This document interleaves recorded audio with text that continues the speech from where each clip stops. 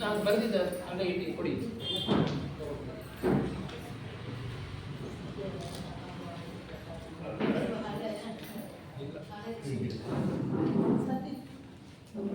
ಏನು ಬಂದಿಲ್ಲ ನೋಟ್ಸ್ ಮಾಡಿ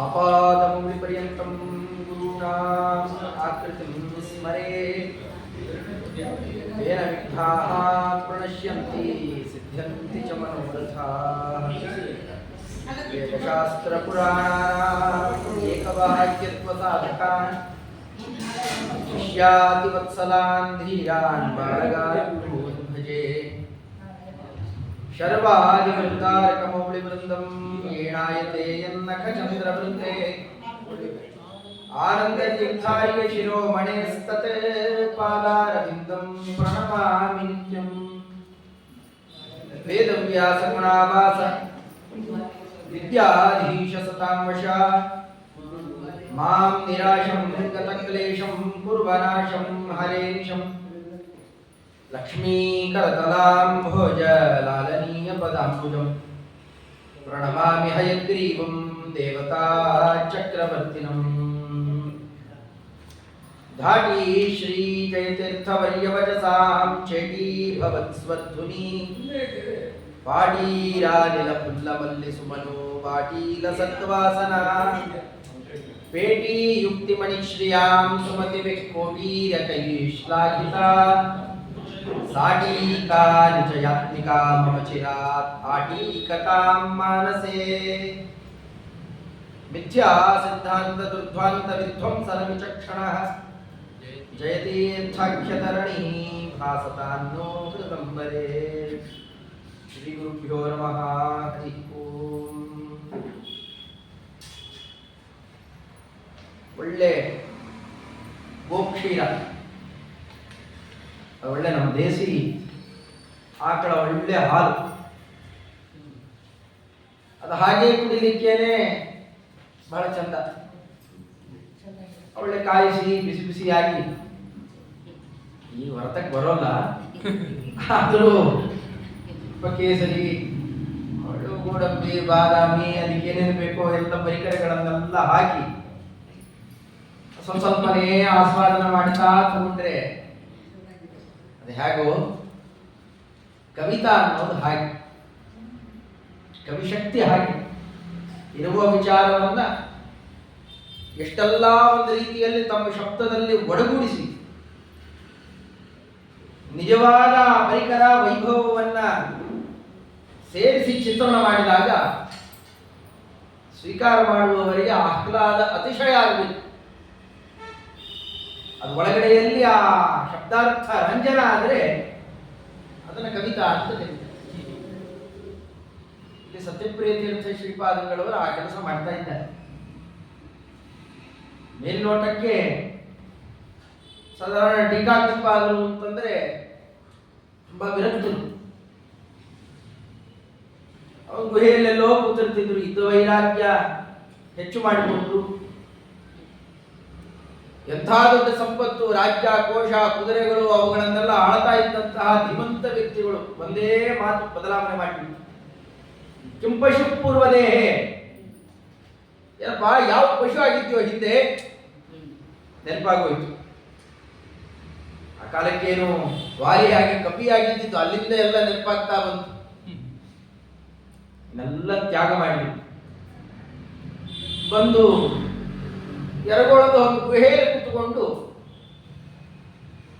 ಭಾರತೀ ದುರ್ಗೆಯನ್ನು ಒಲಿಸಿಕೊಳ್ತಾ ಅವರು ಕೊಟ್ಟಂತಹ ಕೆಲವು ಪರಿಕರಗಳಿಂದ ಆಚಾರ್ಯರ ಸೇವೆಯನ್ನ ಮಾಡ್ತಾ ಕೂತ್ಕೊಂಡು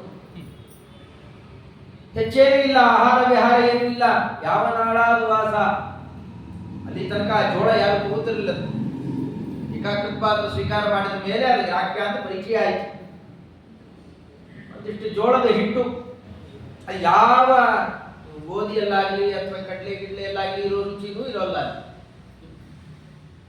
ಅಂಥದ್ದಿನ ಒಂದಿಟ್ಟು ಹಿಟ್ಟು ಕದರ್ಕೊಂಡು ಮುದ್ದೇನೋ ಇಲ್ಲ ರೊಟ್ಟಿ ಬಕ್ಕರಿನೋ ಏನೋ ಮಾಡೋ ಒಂದಷ್ಟು ಸ್ವೀಕಾರ ಮಾಡುವ, ಅದೇನೇ ದೇವರಿಗೆ ನೈವೇದ್ಯ ಮಾಡುವುದು, ತಾವು ಒಂದಷ್ಟು ಸ್ವೀಕಾರ ಮಾಡುವುದು, ಹಗಲೂ ರಾತ್ರಿ ಆಚಾರ್ಯರ ಸೇವಾ. ಆಮೇಲೆ ದಿಗ್ವಿಜಯ ಯಾತ್ರೆ ನಡೆಸಿದ್ದಾರೆ. ಅವರು ದಿಗ್ವಿಜಯ ಸ್ತಂಭ ಸ್ಥಾಪನೆ ಮಾಡಿದ್ದು ಎಲ್ಲ ಇತಿಹಾಸ ಹೇಳುತ್ತೆ.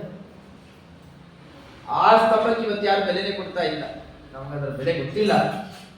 ಆದರೆ ಗ್ರಂಥಗಳ ಮುಖಾಂತರ ಪ್ರತಿಯೊಬ್ಬ ಸಜ್ಜನರ ಹೃದಯದಲ್ಲೂ ದೊಡ್ಡ ದೊಡ್ಡ ಸ್ತಂಭ ಸ್ಥಾಪನೆ ಮಾಡಿದ್ದಾರೆ. ಅದೇ ನ್ಯಾಯಸುಧಾದಿ ಗ್ರಂಥಗಳು. ಮೇಲ್ನೋಟಕ್ಕೆ ಅವರ ಚರ್ಯೆ, ಅವರ ನಡೆ ಇವೆಲ್ಲ ನೋಡಿದಾಗ ಅತ್ಯಂತ ವಿರಕ್ತರು, ಏನಿಲ್ಲ ಸಪ್ಪೆ ಅಂತ ಅನಿಸ್ಬೇಕು. ಪೂಜೆ ಮಾಡ್ತಾ ಇದ್ದಿದ್ದು ಹಾಗೆ ಅಂತೆ, ಬಾಳೆ ಎಲೆ ಹಾಸಬೇಕು, ದೇವರ ಪ್ರತಿಮೆಗಳನ್ನ ಶಾಲಿಗ್ರಾಮ ಇಡಬೇಕು, ಅಲ್ಲೇ ದೇವರಿಗೆ ಒಂದಷ್ಟು ಹೂವು ತುಳಸಿ ಹಾಕಿಬಿಟ್ರೆ ಆಗೋದು. ಆದ್ರೆ ಇನ್ಯಾರು ಕೊಡ್ಲಿಕ್ಕಾಗಲ್ಲ ಅಂತ ಹೂ ಕೊಡ್ತಾ ಇದ್ದಾರೆ. ವಚನ ಪ್ರಸೂನಮಾಲ ಜಯತೀರ್ಥಾಖ್ಯೇನ ಭಿಕ್ಷುಣ ರಚಿತ ಧ್ರಿಯತಾಂ ಸದಯೇ ಹೃದಯೇ ಕಮಲಾಮಯಿಲೇನ ಪೂರುಷೇಣ. ಅವಾದಾವಲಿ ತಮ್ಮ ನ್ಯಾಯಸುಧ ಎಲ್ಲ ಗ್ರಂಥಗಳ ಕಡೆ ಭಾಗದಲ್ಲಿ ಅಂತಾರೆ, ಸ್ವಾಮಿ ಈ ಹೂವು ಅದು ಇದು ಬಂಗಾರ ರತ್ನ ವೈಭವ ದೊಡ್ಡ ದೊಡ್ಡ ಪೀಠ ಅದೆಲ್ಲ ಯಾವುದು ಕೊಡ್ಲಾರೆ ನಾನು. ಈಗಿಷ್ಟೇ ವಚನ ಪ್ರಸೂನ ಮಾಲ, ಈ ಮಾತುಗಳೇನಿದ್ದಾವಲ್ಲ ಶ್ರೀಮದಾಚಾರ್ಯರ ಗ್ರಂಥಗಳನ್ನು ಒಳಗೊಂಡು ಅದರ ವ್ಯಾಖ್ಯಾನ. ಶ್ರೀಮದಾಚಾರ್ಯರ ಗ್ರಂಥ ಅಂದ್ರೆ ಬಲಮುರಿ ಶಂಖ, ಅದಕ್ಕೆ ಹಾಕಿರುವಂತಹ ನಾನಾ ರತ್ನದ ಕಟ್ಟೇನಿದೆ, ಆ ಕಟ್ಟು ಹಾಕಿ ಹಾಕಿ ನಿನ್ನಲ್ಲಿ ಇಟ್ಟು ಪೂಜೆ ಮಾಡ್ತೇನೆ. ಇದೇ ಈಗ ನಾನು ಕೊಡ್ತಾ ಇರೋದು. ನನಗೆ ಯಾಕೆ ಕೊಡ್ತೀಯಪ್ಪ? ಹೌದು ಸ್ವಾಮಿ, ಯಾರಿಗೋ ಕೊಟ್ಟರೆ ಪ್ರಯೋಜನ ಇಲ್ಲ, ನೀನು ಕಮಲಾ ಮಹಿಳಾ, ನೀನು ಆ ಲಕ್ಷ್ಮೀದೇವಿಯರನ್ನ ಕಮಲಾದೇವಿಯರನ್ನ ಹೆಂಡತಿ ಅಂತ ಮಾಡಿಕೊಂಡು ಕೂತಿದ್ದೀಯಲ್ಲ, ಗೃಹಸ್ಥಾಶ್ರಮಿಗಳಿಗೆ ಆಹಾರ ಹೂವು ಕೊಟ್ಟರೆ ಪ್ರಯೋಜನ. ಯತಿಗಳನ್ನು ತಗೊಂಡೋಗಿ ಹಾಕಿದ್ರೆ ವಾಸ್ತವಿಕವಾಗಿ ಯತಿಗಳಿಗೆ ಬ್ರಹ್ಮಚಾರಿಗಳಿಗೆ ಇವರಿಗೆಲ್ಲ ಈ ಹೂವು ಗಿವು ಎಲ್ಲ ಇಲ್ಲ, ಸುಮ್ಮನೆ ಹಾಕ್ತಾರೆ. ಹಾಕಿದ್ರೆ ಏನ್ ಮಾಡ್ತಾರೆ ಅವರು? ಯಜಮಾನನಿಗೆ ಹಾಕ್ತಾರೆ, ಇನ್ನೇನು ಪ್ರಯೋಜನ ಬರೋಲ್ಲ. ಅದೇ ಒಬ್ಬ ಒಳ್ಳೆ ಗೃಹಸ್ಥಾಶ್ರಮಿಗೆ ಅಲಂಕಾರಕ್ಕೆ ಕೊಡ್ತಾರೆ ನೋಡಿ, ಇಲ್ಲ ಮಂಗಳದಲ್ಲೋ ನೀವು ಒಳ್ಳೆ ಆಹಾರ ಹಾಕಿದ್ರೆ ಯಾರು ಹೋಗುತ್ತದೋ? ಆ ಹೆಂಡತಿಗೋ ಸುಸೇಂದ್ರೋ ಮಕ್ಕಳು ಯಾರ್ಯಾರಿದ್ದಾರೆ ಎಲ್ರಿಗೂ ಸೇರುತ್ತೆ.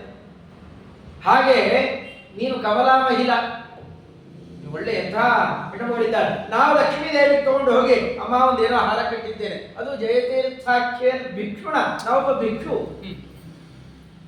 ನಾ ಕಟ್ಟಿದ ಹೂವಿನ ಹಾರ ತಗೊಂಡು ಹೋಗಿ ಅಮ್ಮ ಇದು ತಗೋ ಅಂತಂದು ಹಿಂಗೆ ನೋಡ್ತಾಳು. ಈಗ ಕಟ್ಲಿಕ್ಕೆ ಬರುತ್ತಾ ನಿಮಗೆ ಇದನ್ನ? ಹೀಗೆ ಕಟ್ಟೋದ ಇದನ್ನ? ಯಥಾತಥ ಹೆಂಗಂದ್ರೆ ಈ ನಾವು ವೇದವ್ಯಾಸ ದೇವ ಪೂಜೆಯಲ್ಲಿ ಅಲ್ಲೂ ಇದು ನಾವು ಬ್ರಾಹ್ಮಣರಿಗೆ ಕಟ್ಟಾಗಿದ್ರೆ ಹೇಗಿರುತ್ತೆ ಅದು? ಅದನ್ನು ಭಿಕ್ಷುಗಳು, ಅವಾಗ ಅಂಥ ಒಳ್ಳೆ ಪದಾರ್ಥಗಳು ಸಿಗೋದು ಇಲ್ಲ, ಅದನ್ನು ಕಟ್ಲಿಕ್ಕೂ ಬರೋಲ್ಲ, ಅವಾಗ ಅದು ಯಾವುದೂ ಇಲ್ಲ, ಅದನ್ನು ವ್ಯಂಜನ ಮಾಡ್ತಾರೆ ಬರೀತೇನೆ ಅಲಂಕಾರಿಕವಾಗಿ. ಅಂಥ ನಾವೊಬ್ಬ ಭಿಕ್ಷು ತಗೊಂಡು ಹೋಗಿ ಅವನು ಕೊಟ್ರೆ ಲಕ್ಷ್ಮೀದೇವಿಯರು ಏನನ್ನು ಬಿಡ್ತಾರಂದ್ರೆ ಅದೇ ಭಗವಂತನಿಗೆ ಕೊಟ್ರೆ ಶ್ರೀಯತಾ ಸದಯೇ ಹೃದಯೇ. ಸ್ವಾಮಿ ನೀನು ದಯಾವ, ಯಾರು ಏನು ಕೊಟ್ಟರೂ ಕೂಡ ಒಲ್ಲೆ ಅನ್ನೋದು. ಆ ಬಡ ಬ್ರಾಹ್ಮಣ ಬಂದಿಟ್ಟು ಅವಲಕ್ಕಿ ಮುಷ್ಟಿ ಕಟ್ಕೊಂಡು ಬಂದಿದ್ರೆ ಅವನು ಕೊಡ್ಲಿಕ್ಕೆ ಮನಸ್ಸಿಲ್ಲದೆ ಇದ್ರು ತಾನೇ ಅಡರಾಸೆ ಬೇಡಿ ತಗೊಂಡು ಅದನ್ನು ತಿಂದವು. ನೀನು ಸದಯ, ನಿನ್ನ ಹೃದಯದಲ್ಲಿ ಅದನ್ನೇನಾರು ಧಾರಣೆ ಮಾಡಿಬಿಟ್ರೆ ಆಗ ಆ ಪ್ರಸಾದಕ್ಕೆ ನುಗ್ಗಲು ಶುರುವಾಗಿ ಹೋಗುತ್ತೆ. ಅಮ್ಮನವರು ಸ್ವಾಮಿ ನನಗೊಂದಿಷ್ಟು ಕೊಡು, ಅದು ಭಗವತ್ ಪ್ರಸಾದ ಆಗುವಂಥದ್ದು. ಅದು ಹೇಗಾರ ಇರುವಲ್ಲ ಯಾಕೆ? ಅದರ ಮೇಲೆ ಅಲ್ಲೇ ಇದ್ದಂತಹ ಸರಸ್ವತಿ ದೇವಿಯರು, ಭಾರತೀ ದೇವಿಯರು, ಮುಂದೆ ಪಾರ್ವತಿ ದೇವಿಯರು, ಶಚಿದೇವಿ, ರತಿದೇವಿ, ಅಲ್ಲೇ ಇರತಕ್ಕಂತಹ ಷಟ್ಮಹೇಶ್ವರ ಎಲ್ಲ ಸ್ವೀಕಾರ ಮಾಡಿಬಿಡ್ತಾರೆ. ನೀನು ಸ್ವಲ್ಪ ಅದರ ಕಡೆಯಲ್ಲಿ ಕಣ್ಣು ಹಾಯಿಸಿದ್ರೆ ಅದು ನಿನ್ನ ಪ್ರಸಾದ ಆಗುವುದು. ಅದಕ್ಕೆ ಧ್ರಿಯತಾಂ ಸದಯೇ ಹೃದಯೇ ಕಮಲಾ ಮಹಿಳೇನ ಪುರುಷೇಣ. ಮಾತು ತುಂಬಾ ಚಿಕ್ಕದು, ಅರ್ಥ ಮಾತ್ರ ಅಪಾರ ಅದ್ಭುತ. ಚಿತ್ರೈ ಪದೈಶ್ಚ ಗಂಭೀರೈ ವಾಕ್ಯೇ ಮಾನಿ ಅಖಂಡಿತೈ ಗುರುಭಾವಂ ವ್ಯಂಜಯಂತಿ ಭಾತೀಶ್ವರಿ ಜಯತೀರ್ಥವ. ಇದನ್ನೇ ನಮ್ಮ ವಾದಿರಾಜ ಸ್ವಾಮಿಗಳವರು, ಅದರಂತೆ ನಾರಾಯಣಾಚಾರ್ಯರು, ಅವರೆಲ್ಲ ಬಾಯಲ್ಲಿ ಕೇಳಬೇಕದನ್ನ. ನಾರಾಯಣಾಚಾರ್ಯರು ಅಂತಂದ್ರೆ ರಾಘವೇಂದ್ರ ವಿಜಯವನ್ನು ಬರೆದು ಮಂತ್ರಾಲಯ ಪ್ರಭುಗಳ ಸೋದರಳೆಯಂದ್ರು ಅವರು ನೋಡಿದವರು. ಅವರ ಕಾಲಕ್ಕೆ ರಾಘವೇಂದ್ರ ವಿಜಯ ಕೊಟ್ಟವರು ರಾಯರು. ರಾಘವೇಂದ್ರ ವಿಜಯದಲ್ಲಿ ಟೀಕಾಕೃತ್ಪಾದವನ್ನು ಕೊಂಡಾಡ್ತಾ ಮಾತಾಡಿದ್ದಾರೆ. ಟೀಕಾರಾಯರ ಮಾತು ಅಂದ್ರೆ ಎಂಥ ಅದ್ಭುತ ಮಾತು. ವೃಂದಾರ ವನ ಮಂದಾರ ಮಕರಂದ ಸಹೋದರಿ. ಟೀಕಾಕೃತ್ಪಾದನು ಅಂತ ಮನಸ್ಸಿನಲ್ಲಿ ನೆನೆಸಿಕೊಂಡ್ರೆ ಅವನು ವರ್ಣನೆ ಮಾಡಲಿಕ್ಕೆ ಬೇಕಾದ ಶಬ್ದಗಳಲ್ಲೂ ಕೂಡ ಒಂದು ವೈಚಿತ್ರ್ಯ, ಅದ್ಭುತ ಶಬ್ದಗಳು ಸಾಲಾಗಿ ಬಂದು ನಿಂತು ಬಿಡ್ತಾರೆ. ಅವನ ಅಂಥ ಇಂಥ ಶಬ್ದದಲ್ಲಿ ವರ್ಣನೆ ಮಾಡ್ಲಿಕ್ಕೆ ಆಗೋದೇ ಇಲ್ಲ. ಯಾಕೆಂದ್ರೆ ಆ ಗತ್ತೆ ಆಗಿದೆ. ವೃಂದಾರ ವನ ಮಂದಾರ ಮಕರಂದ ಸಹೋದರಿ ವಿಷ್ಣುತ ವಿಜಯಂ ದತ್ಯ ಜಯತೀರ್ಥಾರ್ಯ ಭಾರತಿ. ಎಷ್ಟು ಚೆನ್ನಾಗಂತಾರೆ ಅದನ್ನ. ಟೀಕಾಕೃತ್ಪಾದನ ಮಾತು ಹೇಗಿದೆ ಅಂತ ಕೇಳಿದಾಗ ಏನಂತಿದ್ದಾರೆ? ಧಾಟಿ ಶ್ರೀ ಜಯತೀರ್ಥವರ್ಯ ವಚಸಾಂ ಚೇಟೀಭವತ್ಸ್ವರ್ಧ್ವನಿ. ಸ್ವರ್ಗದ ನದಿಯೂ ಕೂಡ ಅಂದ್ರೆ ಗಂಗೆ, ಸ್ವರ್ಗದ ನದಿ ಇವರ ಮಾತಿನ ಧಾಟಿಯ ಮುಂದೆ ಅವಳು ದಾಸಿಯಾಗ್ಬಿಡ್ತಾಳ. ಒಂದು ಆಗೋಲ್ಲ ನಮಗೆ, ಅದು ನಿಜವೇ ಎಂದ್ರು. ಕಾರಣ ಸ್ವರ್ಗವನ್ನಾಳುವ ದೊರೆಯ ಮಾತದು. ಇಂದ್ರದೇವರಾಡ್ತಾ ಇರುವ ಮಾತಿನ ಮುಂದೆ ಗಂಗಾ ನದಿಗೆ ಎಷ್ಟಿತ್ತು ಮಹತ್ವ. ನೀವು ಕಕ್ಷೆಯಲ್ಲಿ ಲೆಕ್ಕಾಚಾರ ಹಾಕಿದ್ರೆ ಗಂಗಾ ನದಿ, ಗಂಗಾದೇವಿಯ ಮಹತ್ವ ಎಲ್ಲಿ, ಇಂದ್ರದೇವರಲ್ಲಿ. ಅಂದಮೇಲೆ ಅದಕ್ಕೆ ಅವರ ಮಾತು ಹೇಗಿರುತ್ತೆ, ಯಾಕೆ ಅಷ್ಟೊಂದು ರುಚಿಯಾಗಿರುತ್ತೆ. ಟೀಕಾಕೃತ್ಪಾದನ ಮಾತು ಚಿಕ್ಕ ಚಿಕ್ಕ ಪದ್ಯನೂ ಅಷ್ಟೇ ಬಹಳ ಸುಂದರ. ಯಾಕೆ ಅಷ್ಟೊಂದು ರುಚಿಯಾಗಿರುತ್ತೆ ಮಾತು ಅಂದ್ರೆ ಅವ್ರು ಏನನ್ನು ತಿಂತಾ ಇರ್ತಾರೆ ಹೇಳಿ, ಅವ್ರ ಆಸ್ವಾದನೆ ಮಾಡೋದು. ವೃಂದಾರ ವನ ಮಂದಾರ. ವೃಂದಾರ ಅಂದ್ರೆ ದೇವತೆಗಳು, ಅವರ ವನ ಅಂತಂದ್ರೆ ನಂದನವನ. ಅಲ್ಲಿರುವಂತಹ ಮಂದಾರ ವೃಕ್ಷಗಳಿಗೆ ಜೋತು ಬಿದ್ದಂತಹ ಆ ನಾನಾ ಹೂವುಗಳಾಗಲಿ ಅಥವಾ ಜೇನುಗೂಡಾಗಲಿ, ಅಲ್ಲಿರುವಂತಹ ಮಂದಾರ, ಮಂದಾರ ಪುಷ್ಪ, ಮಂದಾರ ಪಾರಿಜಾತಾದಿ ಹೂವುಗಳ ಮಕರಂದವನ್ನು ಹೀರಿ ಹೀರಿ ಆ ದುಂಬಿ ತಗೊಂಡು ಹೋಗೋನ್ ಕಡೆ ಕೂಡಿಡುತ್ತಲ್ಲ, ಆ ಜೇನು ತಿನ್ನುವ ಬಾಯಲ್ಲಿ ಬರುವ ಮಾತು ಹೇಗಿರ್ಬೇಕು.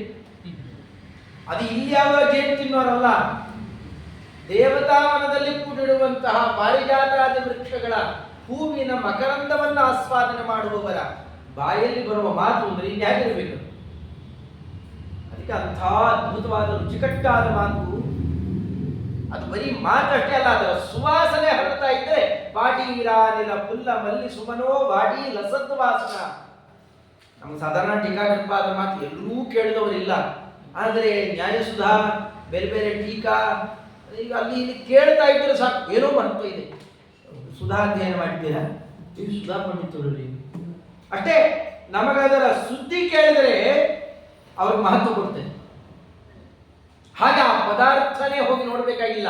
ಮಲ್ಲಿಗೆ ಹೂವು ಅರಳಿದ್ದನ್ನ ನೋಡ್ಬೇಕು ಅಥವಾ ಗಂಧದ ಮರ ನೋಡ್ಬೇಕು ಅಂತಿಲ್ಲ, ಅದರ ವಾಸನೆ ಬಡಿದ್ರೆ ಸಾಕು. ಅದು ಒಂದೊಂದಲ್ಲ, ಮಲಯ ಪರ್ವತದಲ್ಲಿ ಗಂಧದ ಮರಗಳ ಸಾಲು ಸಾಲು ಇರುವಂತಹ ಮಲಯಾಚಲ ಅಂದ್ರೆ ಮಲೆನಾಡು.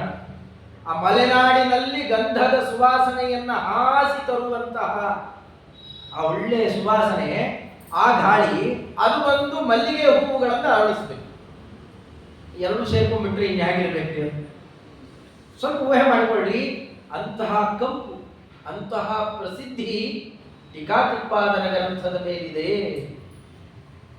ಇಂಥ ಅದ್ಭುತವಾದ ನಿಜಯಾತ್ಮಿಕ ಟೀಕಾ ನಮಗೆ ಒಳ್ಳೆ ರೀತಿಯಾದಂತಹ ಬುದ್ಧಿಯನ್ನ, ಅದು ಮನಸ್ಸಿನಲ್ಲಿ ಓಡಾಡ್ತಾ ಇರಲಿ, ಒಳ್ಳೆ ಮಾತನ್ನ ನಮಗೆ ಕೊಡ್ಲಿ, ಒಳ್ಳೆ ವಿಚಾರಧಾರೆಯನ್ನು ಕೊಡ್ಲಿ. ಮೊದಲನೇ ಪದ್ಯದಲ್ಲಿ ಪ್ರಾರ್ಥನೆ ಮಾಡಿದ್ದು, ಇದನ್ನೆನ್ನೆ ನೋಡಿದ್ವಿ. ಎರಡನೇ ಪದ್ಯವನ್ನು ಈಗ ಮತ್ತೆ ಮತ್ತೊಂದು ಕ್ರಮದಿಂದಾಗಿ ವರ್ಣನೆ ಮಾಡುತ್ತಾ, ಟೀಕಾಕೃತ್ಪಾದರು ಇದ್ದಾರೆ ಎಂದರೆ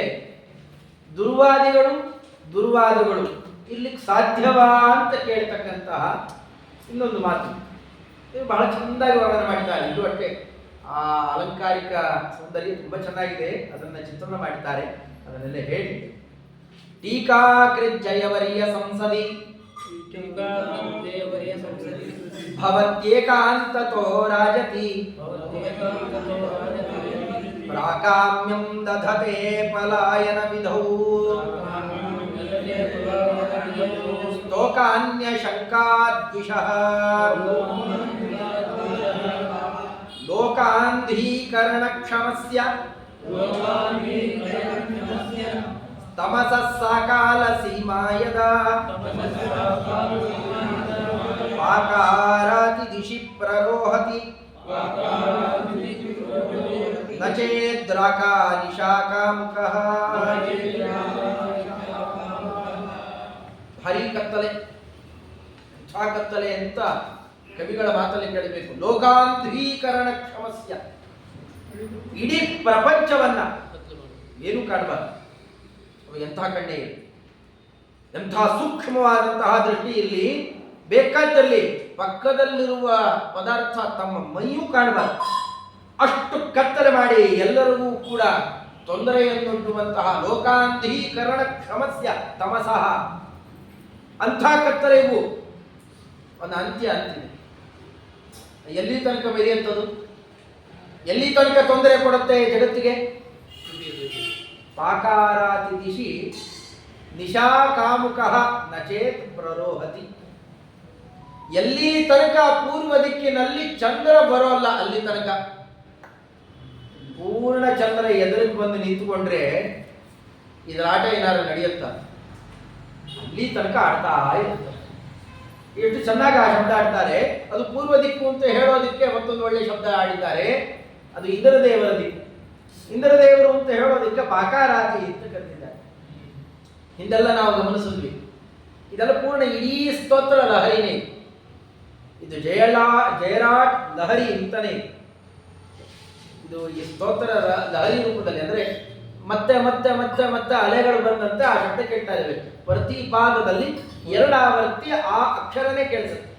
ಧಾಟಿ ಶ್ರೀ ಜಯತೀರ್ಥವರಿಯ ವಚಸಾಂ, ಜೇಟಿ ಧಾಟಿ ಚೇಟಿ ಹೀಗೆಲ್ಲ ಹೇಳ್ತಾ ಇದ್ದಾಗೆ ಇಲ್ಲಿ ಕಾ ಕಾ ಅಂತ ಕೇಳಿಸ್ತಾ ಇದೆ.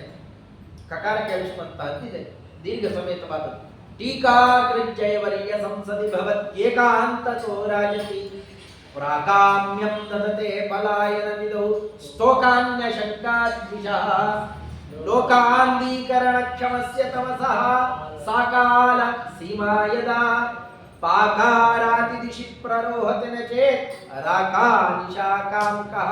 ಇಲ್ಲ ಕಾ ಕಾ ಅಂತ ಕವಿಗಳ ಅದ್ಭುತವಾದ ರಚನಾ ಕೌಶಲ್ಯ ಇದು. ಹಾಗೆ ರಚನೆ ಮಾಡ್ತಾ ಅದನ್ನ ಅಂತಾರೆ, ಹೇ ಟೀಕಾಕೃತ್ ಜಯವರ್ಯ. ನೀವು ಬರೀ ಜಯತೀರ್ಥರು ಅದು ಇದು ಆ ಒಂಟಿ ಹೆಸರಲ್ಲಿ ಹಾಕ್ಬೋದು ಸ್ವಾಮಿ, ನಿಮ್ಮನೆ ಹೋಗೋ ಮನಸ್ಸು ಬರೋದು. ಟೀಕಾಕೃತ್ ಜಯವರ್ಯ, ಟೀಕಾ ಅಂತ ಅದು ನಿಮ್ಮದೇ. ಹಿಂದಿನ ಜ್ಞಾನಿಗಳಾಗಲಿ ಮುಂದಿನವರಾಗಲಿ ಎಲ್ಲರೂ ಕೂಡ ಅದನ್ನು ನಿಮ್ಮಲ್ಲ ಸಾನ್ನಿಧ್ಯವನ್ನು ಇಟ್ಟಿದ್ದಾರೆ. ಹಿಂದೆ ತ್ರಿವಿಕ್ರಮ ಪಂಡಿತಾಚಾರ್ಯರು ಟೀಕಾಕೃತ್ಪಾದರು ಕೂಡ ಒಳ್ಳೆ ಚೆನ್ನಾಗಿ ಟೀಕೆಗಳನ್ನ, ಏನು ಆಚಾರ್ಯರ ಅಪ್ಪಣೆಯಿಂದ ಟೀಕೆಯನ್ನ ತತ್ವಪ್ರದೀಪ ಅಂತ ಟೀಕೆಯನ್ನ ರಚನೆ ಮಾಡಿದವರು. ಇನ್ನು ಬೇರೆ ಅಲ್ಲೆಲ್ಲ ಸನ್ಯಾಯ ರತ್ನಾವಳಿ ಮುಂತಾದವುಗಳನ್ನು ನೋಡ್ಬಿಟ್ರೆ ಅದರದ್ದೇ ವಿವರಣೆಯೇ ನ್ಯಾಯಸುಧಾದಿಗಳೇ. ಆ ಗ್ರಂಥಗಳನ್ನ ಇನ್ನಷ್ಟು ಬಿಡಿಸಿ ಬಿಡಿಸಿ ಕೊಟ್ಟಿದ್ದು. ಅಂದ್ರೆ ಪದ್ಮನಾಭ ತೀರ್ಥರ ಪ್ರತಿಬಿಂಬನೇ ಟೀಕಾಕೃತ್ಪಾದರು, ಬೇರೆ ಅಲ್ಲ. ಅಂದ್ರೆ ಒಟ್ಟಾರೆ ಅವರೆಲ್ಲರ ಪರಮಾನುಗ್ರಹ ನಿಮ್ಮಲ್ಲಿ ತುಂಬಿ ಅರಳಿ ಬಂದದ್ದೇ ಈ ಟೀಕಾ. ಅಂದ್ರೆ ಅವ್ರಿಗೂ ಇವ್ರಿಗೂ ವಿರೋಧ ಇತ್ತಪ್ಪ, ಏನೋ ಅಸಮಾಧಾನ ಇತ್ತು, ಹೀಗೆಲ್ಲ ಇಲ್ಲ. ಅವೆಲ್ಲ ಮಾಡ್ಲಿಕ್ಕೆಲ್ಲ ಹೋಗ್ತಾರೆ. ಅಂದ್ರೆ ಘಟ್ಟದ ಮೇಲೆ ಘಟ್ಟದ ಕೆಳಗೆ ಅಂತೆಲ್ಲ ಮಾಡೋ ಅಂತ ನೀಚರು ಕೆಲವರು ಇದ್ದಾರೆ ನಮ್ಮಲ್ಲಿ. ಅವು ಇರುವಲ್ಲಿ ಯಾಕಂತಲ್ಲ, ನೀವು ಮಂತ್ರಾಲಯ ಪ್ರಭುಗಳನ್ನು ನೋಡ್ಬೇಕು. ಕೆಲವು ವಿಚಾರಧಾರೆ ಬಂದಾಗ ಯಾಕೆ ಟೀಕಾಕೃತ್ಪಾದರು ಏನು ಹೇಳಲೇ ಇಲ್ಲಲ್ಲ, ಪ್ರಾಚೀನ ಟೀಕಾಕಾರರೇ ಹೇಳಿಬಿಟ್ಟಿದ್ದಾರೆ, ಅವರ ಮೇಲೆ ಗೌರವದಿಂದ ಇವರು ಏನು ಹೇಳಿಲ್ಲ. ಯಾರು ಗೊತ್ತಾ? ತ್ರಿವಿಕ್ರಮ ಪಂಡಿತಾಚಾರ್ಯರು ಅಂದ್ರೆ ಅಷ್ಟು ಗೌರವ ಅವರಿಗೆ. ಅದನ್ನೆಲ್ಲ ಗ್ರಂಥಗಳಲ್ಲಿ ಅಳವಡಿಸಿಕೊಂಡಿದ್ದಾರೆ ನೋಡ್ಬೋದು. ಅಂದ್ರೆ ಅದೆಲ್ಲ ಅರಳಿ ಬಂದದ್ದೇ ಈ ಟೀಕಾ. ಅಂದ್ರೆ ಅವರೆಲ್ಲರಿಗೂ ಕೂಡ ಹೌದು ಇಷ್ಟು ಸಮ್ಮತ ಅಂತ ಅನ್ಬೇಕು. ಹಾಗೆ ಟೀಕಾಕೃತ್ ಅಂತ ನೀವೇ ಅಂತ. ಹೇ ಜಯವರ್ಯ, ವಿಜಯ ಕೊಡೋದ್ರಲ್ಲೂ ಕೂಡ ನೀವು ಶ್ರೇಷ್ಠರು. ಕಾರಣ ಅವರ ಹಿಂದಿನ ಹೆಸರು ವಿಜಯ ಅಂತ. ಈ ವಿರಾಟ ಪರ್ವದಲ್ಲಿ ಬಂದಿದ್ದೇನು ಅಜ್ಞಾತವಾಸ. ಅಜ್ಞಾತವಾಸದಲ್ಲಿ ಇರ್ಬೇಕಾದ್ರೆ ಅಲ್ಲಿ ಭೀಮಸೇನ, ಅರ್ಜುನ, ನಕುಲ, ಸಹದೇವ ಏನೋ ಆಪತ್ತು ಬಂತಪ್ಪ, ಕುತ್ಕೊಳ್ಳಿಕ್ಕಾಗತ್ತ? ಧರ್ಮರಾಜನ ಕರಿಬೇಕು. ಏನಂತ ಕರಿಬೇಕು? ಜಯ ಜಯಂತ. ಇವೆಲ್ಲ ಈ ಹೆಸರುಗಳನ್ನೇ ಅವ್ರು ಗೊತ್ತಾಗಬಾರ್ದು. ಹಾಗೆಲ್ಲ ನಿಕ್ಕನೆ ಬಿಟ್ಕೊಳ್ಬೇಕು. ಹಾಗೆ ಇಟ್ಕೊಂಡಿದ್ದೇನು? ಜಯ, ಜಯತ್ಸೇನ, ಜಯದ್ಬಲ, ವಿಜಯ ಹೀಗೆಲ್ಲ ಇಟ್ಕೊಳ್ತಾರೆ. ಅಲ್ಲಿ ಅರ್ಜುನರಿಗೆ ಹೆಸರಿದ್ದೇನು? ಅದೇ ಹೆಸರನ್ನ ಹಿಂಗೆ ಕೊಟ್ಟಿದ್ದಾರೆ. ಮತ್ತೆ ಅಲ್ಲಿ ಇಲ್ಲ ಅಡ್ಡ ಇತ್ತು, ವಿಜಯ ಅಂತ ಅಲ್ಲಿದ್ದು ಇಲ್ಲಿ ಜಯ ಅಂತ, ಅದನ್ನೇ ಅಂದ್ರೆ ಅವರದ್ದೇ ಹೆಸರು.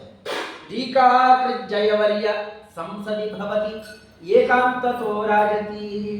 ಒಂದ್ ಕಡೆ ಏಕಾಂತ, ಬೇರೆ ಅವರು ಇವ್ರನ್ನೆಲ್ಲ ಈ ಕೆಲವೆಲ್ಲ ಪಕ್ಷಗಳಲ್ಲಿ ತಮಗೇನು ಮಹತ್ವ ಇರೋಲ್ಲ, ಇವ್ರನ್ನ ಎಲ್ಲ ಸೇರಿಸಿಕೊಂಡು ಸಮ್ಮಿಶ್ರ ಸರ್ಕಾರ ಮಾಡ್ತಾರಲ್ಲ, ಛೆ ಆ ಥರ ಎಲ್ಲ ಅಲ್ಲ ಅಂತ ಏಕಾಂತತೋ ರಾಜತೆ. ಒಂದ ಕಡೆಯಲ್ಲಿ ನೀವು ಒಬ್ಬರೇ ನಿಂತಿರ್ಬೇಕು, ಇನ್ನೆಲ್ಲ ದುರ್ವಾದಗಳು ಮತ್ತೊಂದು ಕಡೆಯಲ್ಲಿ ಇರಬೇಕು. ಏನಾಗುತ್ತೆ ಗೊತ್ತಾಗ ನೀವು ಬಂದು ಕೂಡೋ ತನಕ ಅವ್ರದ್ದೆಲ್ಲ ಆರ್ಭಟ, ಬೆಕ್ಕಾಟ, ಹಾರಾಟ, ಕೂಗಾಟಗಳೆಲ್ಲ ಬೆಕ್ಕದ್ದಿರುತ್ತೆ. ನೀವು ಒಂದು ಕಡೆ ಬಂದ್ರಿ, ನಿಮ್ಮ ಮಾತು ಯುಕ್ತಿ ಪ್ರಸಾರ ಶುರುವಾಯಿತು, ಹೇಗ ಆ ಭಾರೀ ಕತ್ತಲೆ ತನ್ನ ಆಟವನ್ನು ನಿಲ್ಲಿಸಿ ಚಂದ್ರ ಬರ್ತಲಿಕ್ಕೆ ಎಲ್ಲಾ ಬಿಟ್ಟು ಓಡಿ ಹೋಗುತ್ತೋ, ಹಾಗೆ ಪ್ರಾಕಾಮ್ಯಂದತೆ ಪಲಾಯನವಿದು. ಪಲಾಯನ ಅಂದ್ರೆ ಓಡಿ ಹೋಗೋದು, ಹುಚ್ಚಾಪಟ್ಟೆ ಎಲ್ಲಿ ಓಡಿದ್ರು ಅಂತ ಗೊತ್ತಾಗೋಲ್ಲ, ಹಾಗೆ ಓಡಿ ಹೋಗೋದರಲ್ಲಿ ಸ್ವೇಚ್ಛೆಯಿಂದಾಗಿ. ಪ್ರಾಕಾಮ್ಯ ಅಂತಂದ್ರೆ ಪ್ರಕಾಮ, ಸ್ವೇಚ್ಛೆಯನ್ನ ಎಲ್ಲಿ ದಾರಿ ಸಿಗತ್ತೋ ಅಲ್ಲಿಗೆ ಇಚ್ಛೆ ಬಂದಲ್ಲೆಲ್ಲ ಓಡೋಗ್ಬಿಡ್ತಾನೆ. ಅದು ಅವ್ರ ಗ್ರಂಥಗಳನ್ನು ನೋಡಿದವರಿಗೆ ಚೆನ್ನಾಗಿ ಹೃದಯದಲ್ಲಿ ಪರಿಚಯ ಇರುತ್ತೆ.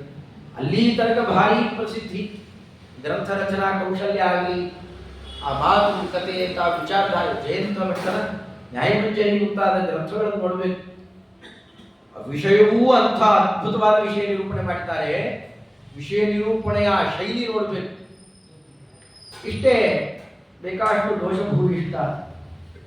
ಅದೇ ಟೀಕಾಕೃತ್ಪಾದ ಅದನ್ನೇ ನಿರ್ದುಷ್ಟ ವಿಷಯವನ್ನ ಆಚಾರ್ಯರು ತೋರಿಸಿಕೊಟ್ಟ ಅಭಿಪ್ರಾಯಗಳನ್ನ ಎಷ್ಟು ಸ್ವಾರಸ್ಯಕರವಾಗಿ ತಿಳಿಸಬೇಕು ಅಂತ ತಾವು ವರ್ಣನೆ ಮಾಡಿದ ಮೇಲೆ ಅವುಗಳೆಲ್ಲ ಸದ್ದು ಹೋಗ್ಬೋದು.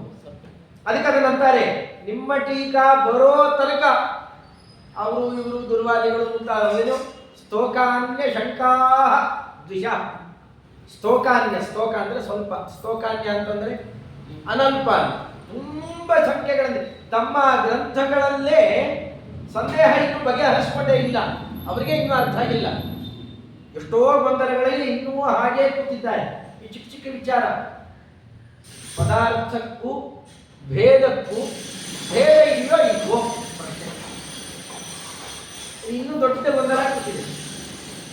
ಒಂದು ಸಕ್ಕರೆ, ಅದರೊಳಗೆ ಸಿಹಿ ಬಿಡಿ ಎರಡಿದೆ, ಹೌದಾ? ಅಥವಾ ಬಟ್ಟೆಯಲ್ಲಿ ಬಣ್ಣ ಅಂತ ಇಟ್ಕೊಳ್ಳಿ, ಒಂದು ಗುಣಿ ಒಂದು ಗುಣ, ಅವೆರಡಕ್ಕೂ ಭೇದ ಇದೆಯೋ ಇಲ್ವೋ ಅಂತ ಪ್ರಶ್ನೆ. ಅವೆರಡಕ್ಕೂ ಭೇದ ಇಟ್ಬಿಟ್ರೆ ಆ ಭೇದಕ್ಕೂ ವಸ್ತುವಿಗೂ ಭೇದ ಇದೆಯೋ ಇಲ್ಲೋ, ಅದಕ್ಕೊಂದು ಭೇದ ಅದಕ್ಕೂ ಒಂದು ಭೇದ, ಎಲ್ಲಿ ತನಕ ವ್ಯವಸ್ಥೆ ಇಲ್ಲ. ಇಟ್ಕೊಂಡು ಒಂದು ಕಡೆಯಲ್ಲಿ ಎಲ್ಲ ನೆಲೆಸಲಿಕ್ಕಾಗೋಲ್ಲ.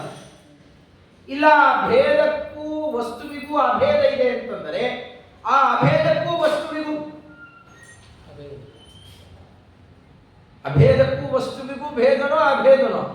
ಹಾಗಾದ್ರೆ ಭೇದ ವಸ್ತು ಎರಡು ಒಂದೇ ಆಗಿರ್ಬೇಕು.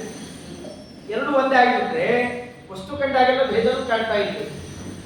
ಈಗೆಲ್ಲ ಒಂದು ಸಂಪ್ರದಾಯ ಪದಾರ್ಥ, ಇದೊಂದು ನಿಷ್ಪೃತಿಯ ಪದಾರ್ಥ, ಇವೆಲ್ಲ ಹಾಗೆ.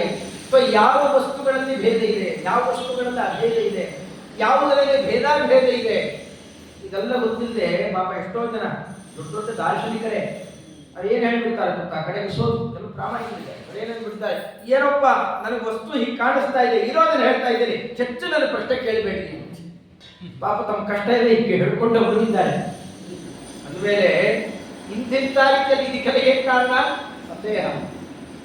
ಯಾವುದನ್ನ ಯಾವ ಕ್ರಮದಲ್ಲಿ ಕಾಣಬೇಕು ಅನ್ನೋದನ್ನ ಸರಿಯಾಗಿ ಪರಿಚಯ ಇಲ್ಲದೆ ಇದ್ದವರು ವಿಚಾರ ತುಂಬಾ ಸೂಕ್ಷ್ಮ ಆಗ್ತಾ ಹೊರಟಾಗ ಅದರ ಪರಿಚಯ ಇಲ್ಲದೇನೆ ಗೊಂದಲಕ್ಕೊಳಗಾದವರಿಂದ ತುಂಬಾ ಗೊಂದಲಗಳನ್ನ ತಮ್ಮ ಗ್ರಂಥದಲ್ಲೇ ಹಾಕಿಟ್ಕೊಂಡಿದ್ದಾರಲ್ಲ, ಅಂತಹ ದ್ವಿಷಃ ವೇದಶಾಸ್ತ್ರಗಳನ್ನ ನಿಂದೆ ಮಾಡುವವರು ಎಷ್ಟೋ ಜನ ದುರ್ವಾದಿಗಳಿದ್ದಾರಲ್ಲ, ಕತ್ತಲೆ ಇದ್ದಾಗ ಅವರೆಲ್ಲ ಅಲ್ಲಿ ತನಕ ವೇದಿಸ್ತಾ ಇದ್ರು. ನೀವು ಬರೋ ತನಕ ನೀವು ಬಂದ್ರಿ, ಒಂದು ಕಡೆಯಲ್ಲಿ ಕೂತ್ರಿ, ನಿಮ್ಮ ಪಾಠ ಪ್ರವಚನ ಶುರು ಮಾಡಿದ್ರಿ, ಹೋದ್ ಒಂದ್ ಕಡೆ ಕಿತ್ಕೊಂಡು ಹೋದ್ರು ಅಷ್ಟೇ. ಆ ಮಾತನ್ನ ಹಾಕ್ತಾರೆ, ಹೇ ಟೀಕಾ ಜಯವರ್ಯ ಸಂಸದಿ, ಸಂಸತ್ತು ಅಂತಂದ್ರೆ ಸಭೆ, ಸಂಸದಿ ಭವತಿ, ನೀವು ಏಕಾಂತತೋ ರಾಜತಿ ಸತಿ, ನೀವು ಒಂದು ಕಡೆಯಲ್ಲಿ ವಿರಾಜಮಾನರಾದ್ರಿ ಅಂತಂದರೆ ಪ್ರಾಕಾಮ್ಯಂ ದಧತೆ ಪಲಾಯನಮಿಧೌ, ಓಡಿ ಹೋಗೋದರಲ್ಲಿ ಸ್ವೇಚ್ಛೆಯನ್ನು ಪಡಿತಾರೆ. ಸ್ವೇಚ್ಛಾಚಾರ ಅಂದ್ರೆ ಅಲ್ಲಿ ಇಲ್ಲಿ ಅಂತ ಒಂದು ವ್ಯವಸ್ಥೆ ಅಲ್ಲ, ಎಲ್ಲಿ ಸಿಗತ್ತೆ ಅಂದ್ರೆ ದಿಕ್ಕಾಪಾಲಾಗಿ ಓಡಿ ಹೋಗ್ತಾರೆ ಅಂತ. ಎಂಥವರು? ಸ್ತೋಕಾನ್ಯ ಶಂಕಾ ವಿಷಃ, ಸ್ತೋಕಾನ್ಯ ಶಂಕಾ ವಿಷಃ ಪ್ರಾಕಾರತೆ. ಅದಕ್ಕೆ ಉದಾಹರಣೆಯನ್ನು ಕೊಟ್ಟಿದ್ದೇನೆ. ಈ ಕ್ರಮದಿಂದಾಗಿ ಲೋಕಾಂಧೀಕರಣ ಕ್ಷಮಸ್ಯ ತಮಸಃ ಸಾ ಕಾಲ ಸೀಮಾ ಯದ. ಇಡೀ ಜಗತ್ತನ್ನ ಕ್ಷೋಭೆಗೊಳಿಸತಕ್ಕಂತಹ ಕತ್ತಲೆಗೂ ಒಂದು ಕಾಲದ ಸೀಮೆ ಇದೆ, ಕಾಲದ ಎಲ್ಲೆ ಇದೆ. ಯದಾ ಎಲ್ಲಿ ತನಕ? ಅದು ಇಂತಹ ವ್ಯಕ್ತಿ ಪಾಕಾರಾತಿ ದಿಶಿ, ಪಾಕಾಸುರ ಅಂತ ಬಾಸುರ, ಪಾಕಶಾಸನ ಅಂತ ಕರೀತಾರಲ್ಲ. ಇವ ಲೆಕ್ಕತಾಂಸಾರ ಬಂದಿರೋದ್ರಿಂದ ಆ ಹೆಣ್ಮಕ್ಳಿಗೂ ಹೇಳೋದು ಬಹಳ ಸುಲಭ ಇಲ್ಲ. ಎಂತೆಂಥ ಕಠಿಣ ಶಬ್ದಗಳನ್ನು ಕಲಿಸಿಕೊಟ್ಟಿದ್ದಾರೆ ಮಹಾನುಭಾವ. ಪಾಕಶಾಸನ ಮುಖ್ಯ ಸಕಲದಿಗೋ ಯಾರು ಪಾಕಶಾಸನ ಅಂತ? ಪಾಕ ಅಂತ ಬಾಸುರ, ಅವನನ್ನ ಶಾಸನ ಮಾಡಿದವನು ಇಂದ್ರದೇವ್. ಅವನೇ ಪಾಕಾರಾತಿ, ಅರಾತಿ ಅಂದ್ರೆ ಶತ್ರು. ಪಾಕಾರಾತಿ, ಪಾಕಾಸುರನನ್ನ ಕೊಂದು ಇಂದ್ರದೇವರು. ಅವನ ದಿಕ್ಕು ಅಂದ್ರೆ ಯಾವುದು? ಪೂರ್ವ ದಿಕ್ಕು.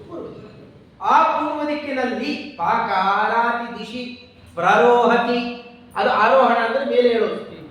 ಆ ಪ್ರರೋಹತಿ ನಚೇತ್, ಅಲ್ಲಿ ತನಕ ಏರೋದಿಲ್ಲ, ಎಲ್ಲಿ ತನಕ ಚಂದ್ರ ಏರ್ಲಿಲ್ಲ ಅಲ್ಲಿ ತನಕ ಇವು ಆಟ ಆಡ್ತಾ ಇತ್ತು. ಒಂದೇ ಕಡೆಯಲ್ಲಿ ಚಂದ್ರ ಏನೋ ಅವರು ಗುಂಪು ಕಟ್ಕೊಂಡು ಬರ್ತಾನೆ. ಯಾರು? ಒಬ್ಬರೇ. ಒಬ್ಬ ಬಂದ ನಿಂತರೆ ಸುತ್ತಮುತ್ತಲೂ ಇರೋ ಕತ್ತಲೆ ಎಲ್ಲ ಹೇಗೆ ನಾಶ ಆಗೋಯ್ತು, ಹಾಗೆ ಓಡೋಯ್ತು, ಓಡೋಯ್ತು. ಹಾಗೆ ಓಡಿ ಹೋದಂತೆ ಗುರುವಾದಿಗಳು ನೀವು ಬಂದು ಒಂದು ಕಡೆ ನಿಲ್ತಿರ್ಲಿಕ್ಕೆ ನಾವು ಓಡಿ ಹೋದರು. ಅವರು ಅಲ್ಲಿ ಬಂದು ಹೋಗಿದ್ದಾರೆ, ಇಲ್ಲಿ ಬರಲಿಲ್ಲ, ಇನ್ನು ಅದಕ್ಕೆ ಇಲ್ಲಿದ್ದು ಕತ್ತಲೆ ಕೆಲಸ ಮಾಡ್ತಾ ಇದೆ. ಅದೇ ಟೀಕಾಕೃತ್ಪಾದರು ಮತ್ತೆ ಇಲ್ಲಿ ವಿರಾಜಮಾನರಾದ್ರೆ ಇಲ್ಲಿರೋ ಕತ್ತಲೆಯು ದಿಕ್ಕಾಪಾದ ಓಡೋದು, ಇಲ್ಲಿರೋ ಸಂದೇಹಗಳು ದುರ್ವಾದಿಗಳು ಓಡಿ ಹೋಗ್ತಾರೆ. ಅದಾಗಬೇಕಾಗಿದ್ರೆ ಟೀಕಾಕೃತ್ಪಾದರ ಟೀಕೆಯ ವಿಚಾರಧಾರೆ ನಮ್ಮ ಹೃದಯದಲ್ಲೂ ಕೂಡ ನಿಲ್ಲಬೇಕು. ಅವಾಗ ಅಜ್ಞಾನ ಕತ್ತಲೆ ಇವುಗಳು ಯಾವುದೂ ಇರೋಲ್ಲ. ಹೇಳುವಾಗ ಇನ್ನೊಂದು ಬಹಳ ಚೆನ್ನಾಗಿದೆ ಶಬ್ದ, ರಾಕಾ ನಿಶಾ ಕಾಮುಕಃ. ಚಂದ್ರನನ್ನು ಹೇಳೋ ಶಬ್ದನು ಬಹಳ ಚೆನ್ನಾಗಿದ್ದಾರೆ. ಇಂದ್ರದೇವನ ಹೇಳೋ ಒಂದು ಶಬ್ದ ಆಗ್ತದೆ. ಹಾಗೆ ನಾವಿಕೆ ಹೇಳಿದ್ದು ಹಾಲು ನೇರವಾಗಿ ತಗೊಳ್ಳೋದಲ್ಲ, ಅದಕ್ಕೆಲ್ಲ ಬೇರೆ ಬೇರೆ ಎಲ್ಲ ಹಾಕಿ ತಗೊಂಡದ್ದು. ನಿಶಾಕಾಮುಕ ಅಂತ ಕರೀತಾರೆ. ಚಂದ್ರನಿಗೆ ಇನ್ನೊಂದು ಹೆಸರು. ರಾತ್ರಿಯನ್ನು ಬಯಸುವವ, ರಾತ್ರಿಯಲ್ಲಿ ಕಾಮುಕನಾದವನು. ಯಾಕೆಂತಂದ್ರೆ ಅಲ್ಲಿ ಬಂದಾಗ ತನ್ನ ಬೆಳದಿಂಗಳು ವಿಹಾರ ಮಾಡಬಹುದಲ್ಲ. ಹಗಲೊತ್ತಲ್ಲಿ ಬಂದರೆ ಏನಂತ ವ್ಯತ್ಯಾಸ ಇರೋಲ್ಲ. ಅದಕ್ಕೆ ನಿಶಾ ಕಾಮುಕ. ನಿಶಾ ಅಂದರೆ ರಾತ್ರಿ, ಅದನ್ನ ಕಾಮುಕ ಅದನ್ನು ಬಯಸುವವನು. ನಿಶಾ ಕಾಮುಕರು ಇದ್ದಾರೆ. ಎಷ್ಟು ರಾತ್ರಿ ಬಯಸ್ತಾರೆ ಯಾರ್ಯಾರು? ಬಿಟ ಪುರುಷರೆಲ್ಲ ರಾತ್ರಿಯನ್ನು ಬಯಸ್ತಾರೆ. ಒಂದು ಹೆಣ್ಣಿಗೋಸ್ಕರವಾಗಿ ಬಯಸಿ ಹೋಗ್ತಾರೆ. ನಮ್ಮ ಟೀಕಾಕೃತ್ಪಾದರು ಹಾಗೆ ಅವರು ಕಾಮುಕರೇ. ಯಾವುದನ್ನು ಕಾಮಿಸಿದರು? ಬೇಕಾದ ಸಂಪತ್ತಿತ್ತು. ಅವರ ವಿಜಯಾದಿಗಳಿಂದ ಹೇಳುವಂತೆ ಅವರಿಗೆ ಇಬ್ಬರು ಹೆಂಡತಿಯರಿದ್ರು ಅಂತಲೂ ಚಿತ್ರಣ ಮಾಡುವುದಿದೆ. ಅಲ್ಲಿ ಯಾವುದು ಲೆಕ್ಕಕ್ಕೂ ತಗೊಂಡಿಲ್ಲ, ಅದೆಲ್ಲ ಬಿಟ್ಟು ಬಂದರಲ್ಲ ಅವರು ಕಾಮುಕರೇ. ಯಾವುದು ಆಚಾರ್ಯರ ಸಂಚಾಸ್ತ್ರವನ್ನ ಅಲ್ಲಿ ಕಾಮುಕರಾಗಿ ಓಡಿ ಬಂದರಲ್ಲ, ಏನ್ ಮಾಡ್ತಾರೆ ಅಂತ ಅದರಲ್ಲೂ ಕೂಡ ರಾಕಾನಿಶಾ ಕಾಮುಕ. ಪೂರ್ಣ ಚಂದ್ರ ಪೂರ್ಣ ತುಂಬಿಸಿಕೊಂಡು ಕಲೆಗಳನ್ನೆಲ್ಲ ತುಂಬಿಕೊಂಡು ಬಂದು ಆಮೇಲೆ ಈ ರಾತ್ರಿಯಲ್ಲಿ ವಿಹಾರ ಮಾಡ್ತಾರೆ. ರಾತ್ರಿ ಹೊತ್ತು ಬರಬೇಕಾಗಿದ್ರೆ ಪೂರ್ಣ ಶುಕ್ಲ ಪಕ್ಷ ನೀವು ನೋಡ್ಬೇಕು. ಶುಕ್ಲ ಪಕ್ಷದಲ್ಲಿ ಹೇಗಾಗತ್ತೆ ಗೊತ್ತಾ? ಶುಕ್ಲ ಪಕ್ಷದ ಕರೆಕ್ಟ್ ಹಿಂದಿನ ದಿವಸ ಯಾವ್ದಾಗತ್ತೆ? ಅಮಾವಾಸ್ಯೆ. ಅವಾಗ ಚಂದ್ರೋದಯ ಯಾವಾಗ ಗೊತ್ತಾ? ಇವೆಲ್ಲ ಪ್ರಕೃತಿ ಗೊತ್ತಿದ್ರೆ ನಮ್ಗೆ ಚಂದ ಇದೆಲ್ಲ ಅಲಂಕಾರ.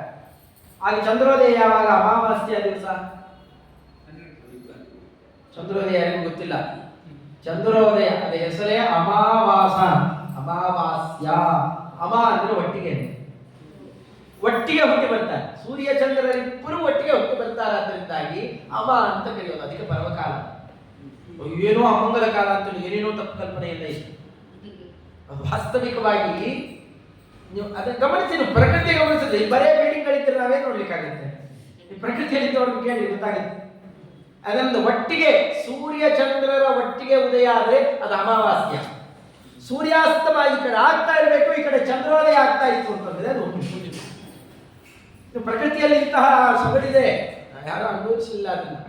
ಅಲ್ಲಿದೆ ಹಾಗೆ ಹುಣ್ಣಿಮೆಯ ದಿವಸ ಸೂರ್ಯ ಅಸ್ತಂಗತರಾಗ್ತಾ ಇರಬೇಕು, ಚಂದ್ರೋದಯ ಆಗಬೇಕು. ತನಗೆ ಬಲ ಇಲ್ಲದೆ ಇದ್ದಾಗ, ಕಲೆಗಳಿಲ್ಲದೆ ಇದ್ದಾಗ ಸೂರ್ಯನ ಜೊತೆ ಬಂದ್ಬಿಡ್ತಾನೆ.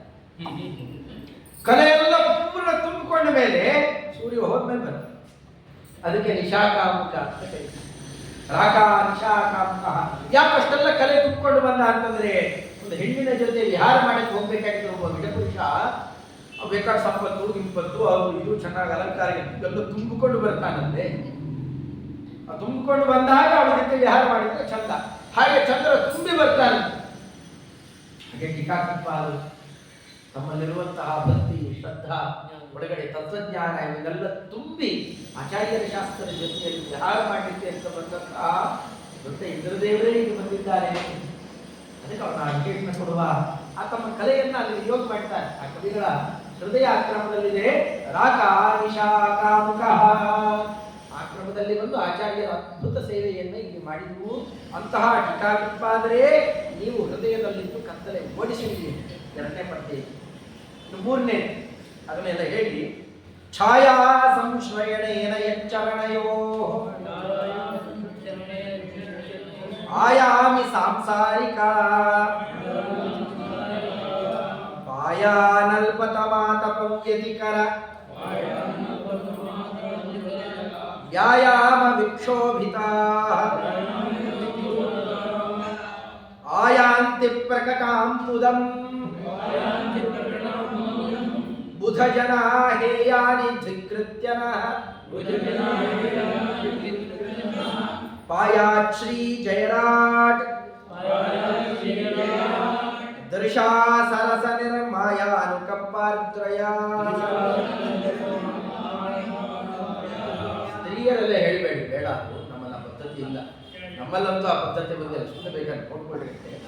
ಮಕ್ಕಳು ಹೇಳೋದು ಬೇಡ, ಪುರುಷರೇ ಕೊಟ್ಟರೆ ಹೇಳೋ ಪದ್ಧತಿ ನಮ್ಮಲ್ಲಿರೋ ಪುರುಷರು ಮಾತ್ರ. ಅದರಿಂದ ಸ್ತ್ರೀಯರು ಹೇಳೋದು ಬೇಡ. ಅವರಿಗೆ ಅಂತ ಬೇಕಾದ ದಾಸರಾಯ ದೇವರು ನಾಮೇಲೆ ಮಾಡ್ತಾರೆ, ಅದನ್ನೆಲ್ಲ ಹೇಳಿ.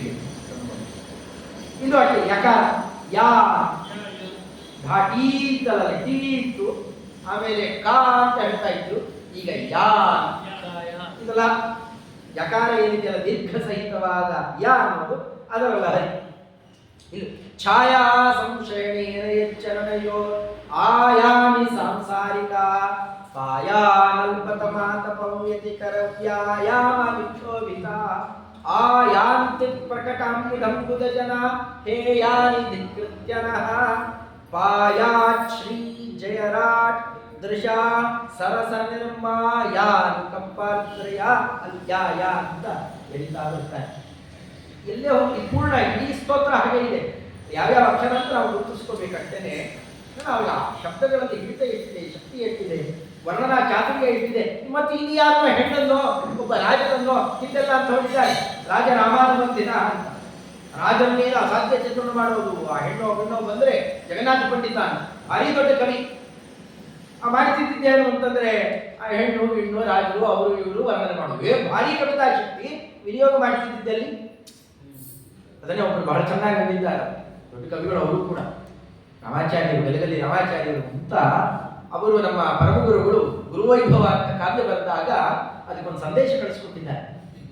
ಆ ಸಂದೇಶ ನೋಡಿ ಅವರು ಆಡುವ ಮಾತು, ಕವಯೋ ಬಹವಸ್ಸಂತಿ ರಾಜ ರಾಮಾನುಬಂಧಿನ ಕವಯೋ ವಿರಲಸ್ಸಂತಿ ಗುರುವೈಭವ ಮಾಗದ.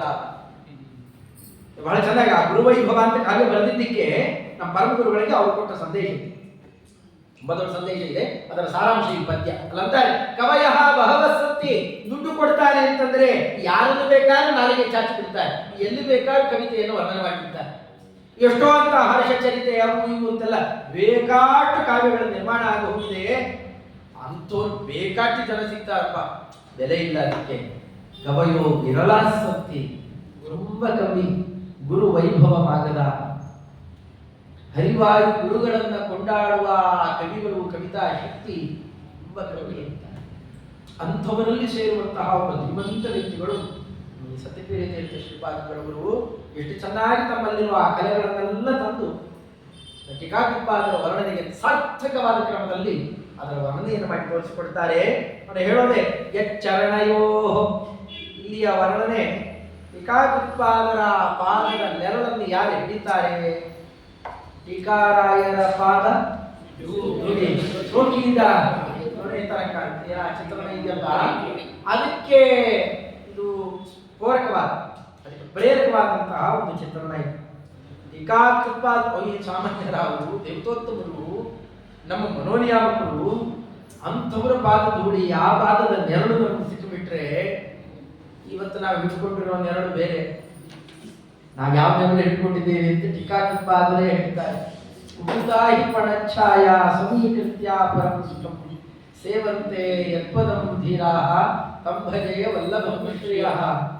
ಇದು 3ನೇ ಅಧ್ಯಾಯದ ನ್ಯಾಯಸುಧಾದ ಮಂಗಳಾನುಷ್ಠಾನ ಅಂತಂತೆ. ಅಲ್ಲಿ ಮಾತನಾಡಿದ್ದಾರೆ, ತುಂಬಾ ಚೆನ್ನಾಗಿ ಅಂತಾರೆ ಅದನ್ನ. ಈ ತುಂಬಾ ಬಿಸಿಲು, ಅದು ನೀವು ಆ ಕಡೆ ರಾಜಸ್ಥಾನ ಬಳ್ಳಾರಿ ಆ ಕಡೆ ಯಾವುದು ತುಂಬಾ ದೊಡ್ಡ ಬಿಸಿಲು ಅಂತ ನಿಮಗೆ ಅನುಭವದಲ್ಲಿ ನೆನೆಸ್ಕೊಳ್ಳಿ. ಅದೊಂದು ಬಯಲು, ಆ ಬಯಲಿನಲ್ಲಿ ಇದ್ದಂತಹ ಒಂದು ಕೆರೆ ಒಣಗಿ ಹೋಗ್ಬಿಟ್ಟಿದೆ. ಆ ಕೆರೆಯಲ್ಲಿದ್ದಂತಹ ಕಪ್ಪೆ, ಆ ಕೆರೆಯಲ್ಲಿ ನಾವು ನೋಡ್ತಿರ್ತಾರೆ ಇರೋ ಜಾಗ ಒಣಗಿ ಹೋಗ್ಬಿಟ್ಟು, ನದಿ ತೀರ ಕೆರೆ ಇಂಥ ಕಡೆ ಎಲ್ಲ ಹಾಗಾಗುತ್ತೆ. ನೋಡ್ತಿರಕ್ಕೆ ಹೆಚ್ಚಾಗುತ್ತೆ, ನೋಡ್ತಿರಕ್ಕೆ ಕಮ್ಮಿ ಆಗೋದು. ಮಧ್ಯಾಹ್ನದ ಬಿಸಿಲು ತುಂಬಾ ತಾಪ ಏನು, ನೀರೊಳಗೆ ವಾಸ ಮಾಡುವ ಕಪ್ಪೆಗೆ ನೀರಿನ ಹನಿಯೂ ಇಲ್ಲ, ಕೆಳಗೆ ಮೇಲೆ ತಾಪ ಆಡ್ತಾ ಇದೆ. ಅಷ್ಟೊಳಗೆ ಒಂದು ಪುಟ್ಟ ನೆರಳು ಕಾಣಿಸ್ತದೆ. ಸ್ವಲ್ಪ ನೆರಳಾಗ ಹಿಡ್ಕೊಳ್ಳೋಣ ಅಂತ ಆ ನೆರಳಿನ ಕೆಳಗಡೆ ಹೋದ್ರೆ ಆ ನೆರಳು ಯಾವುದು ಗೊತ್ತಾ? ಉಪಿತಾಹಿ ಪಣಚ್ಛಾಯ.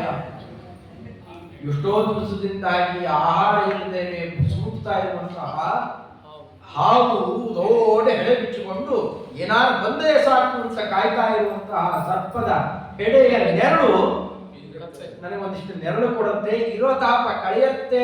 ಅದನ್ನು ಹಿಡಿದ್ರೆ ಹೇಗೂ ಇವತ್ತು ನಮ್ಮ ಸಂಸಾರ ನಾವು ಹಿಡಿತಾ ಇರೋ ಕ್ರಮ ಅದೇನೆ. ಮನೆ ಕಟ್ಕೊಂಡು ಬಿಟ್ರೆ ಆಹಾ ಆರಾಮಾಗಿ ಬಿಡ್ತೇವೆ ಅಂತ ಸಾಲ ಕಿಳಿತಾನಲ್ಲ EMI ಕಟ್ಟಕ್ಕೆ ಅಂತ ಅವನ ಪರಿಸ್ಥಿತಿ ಹೀಗಿರುತ್ತೆ ಅಂತ.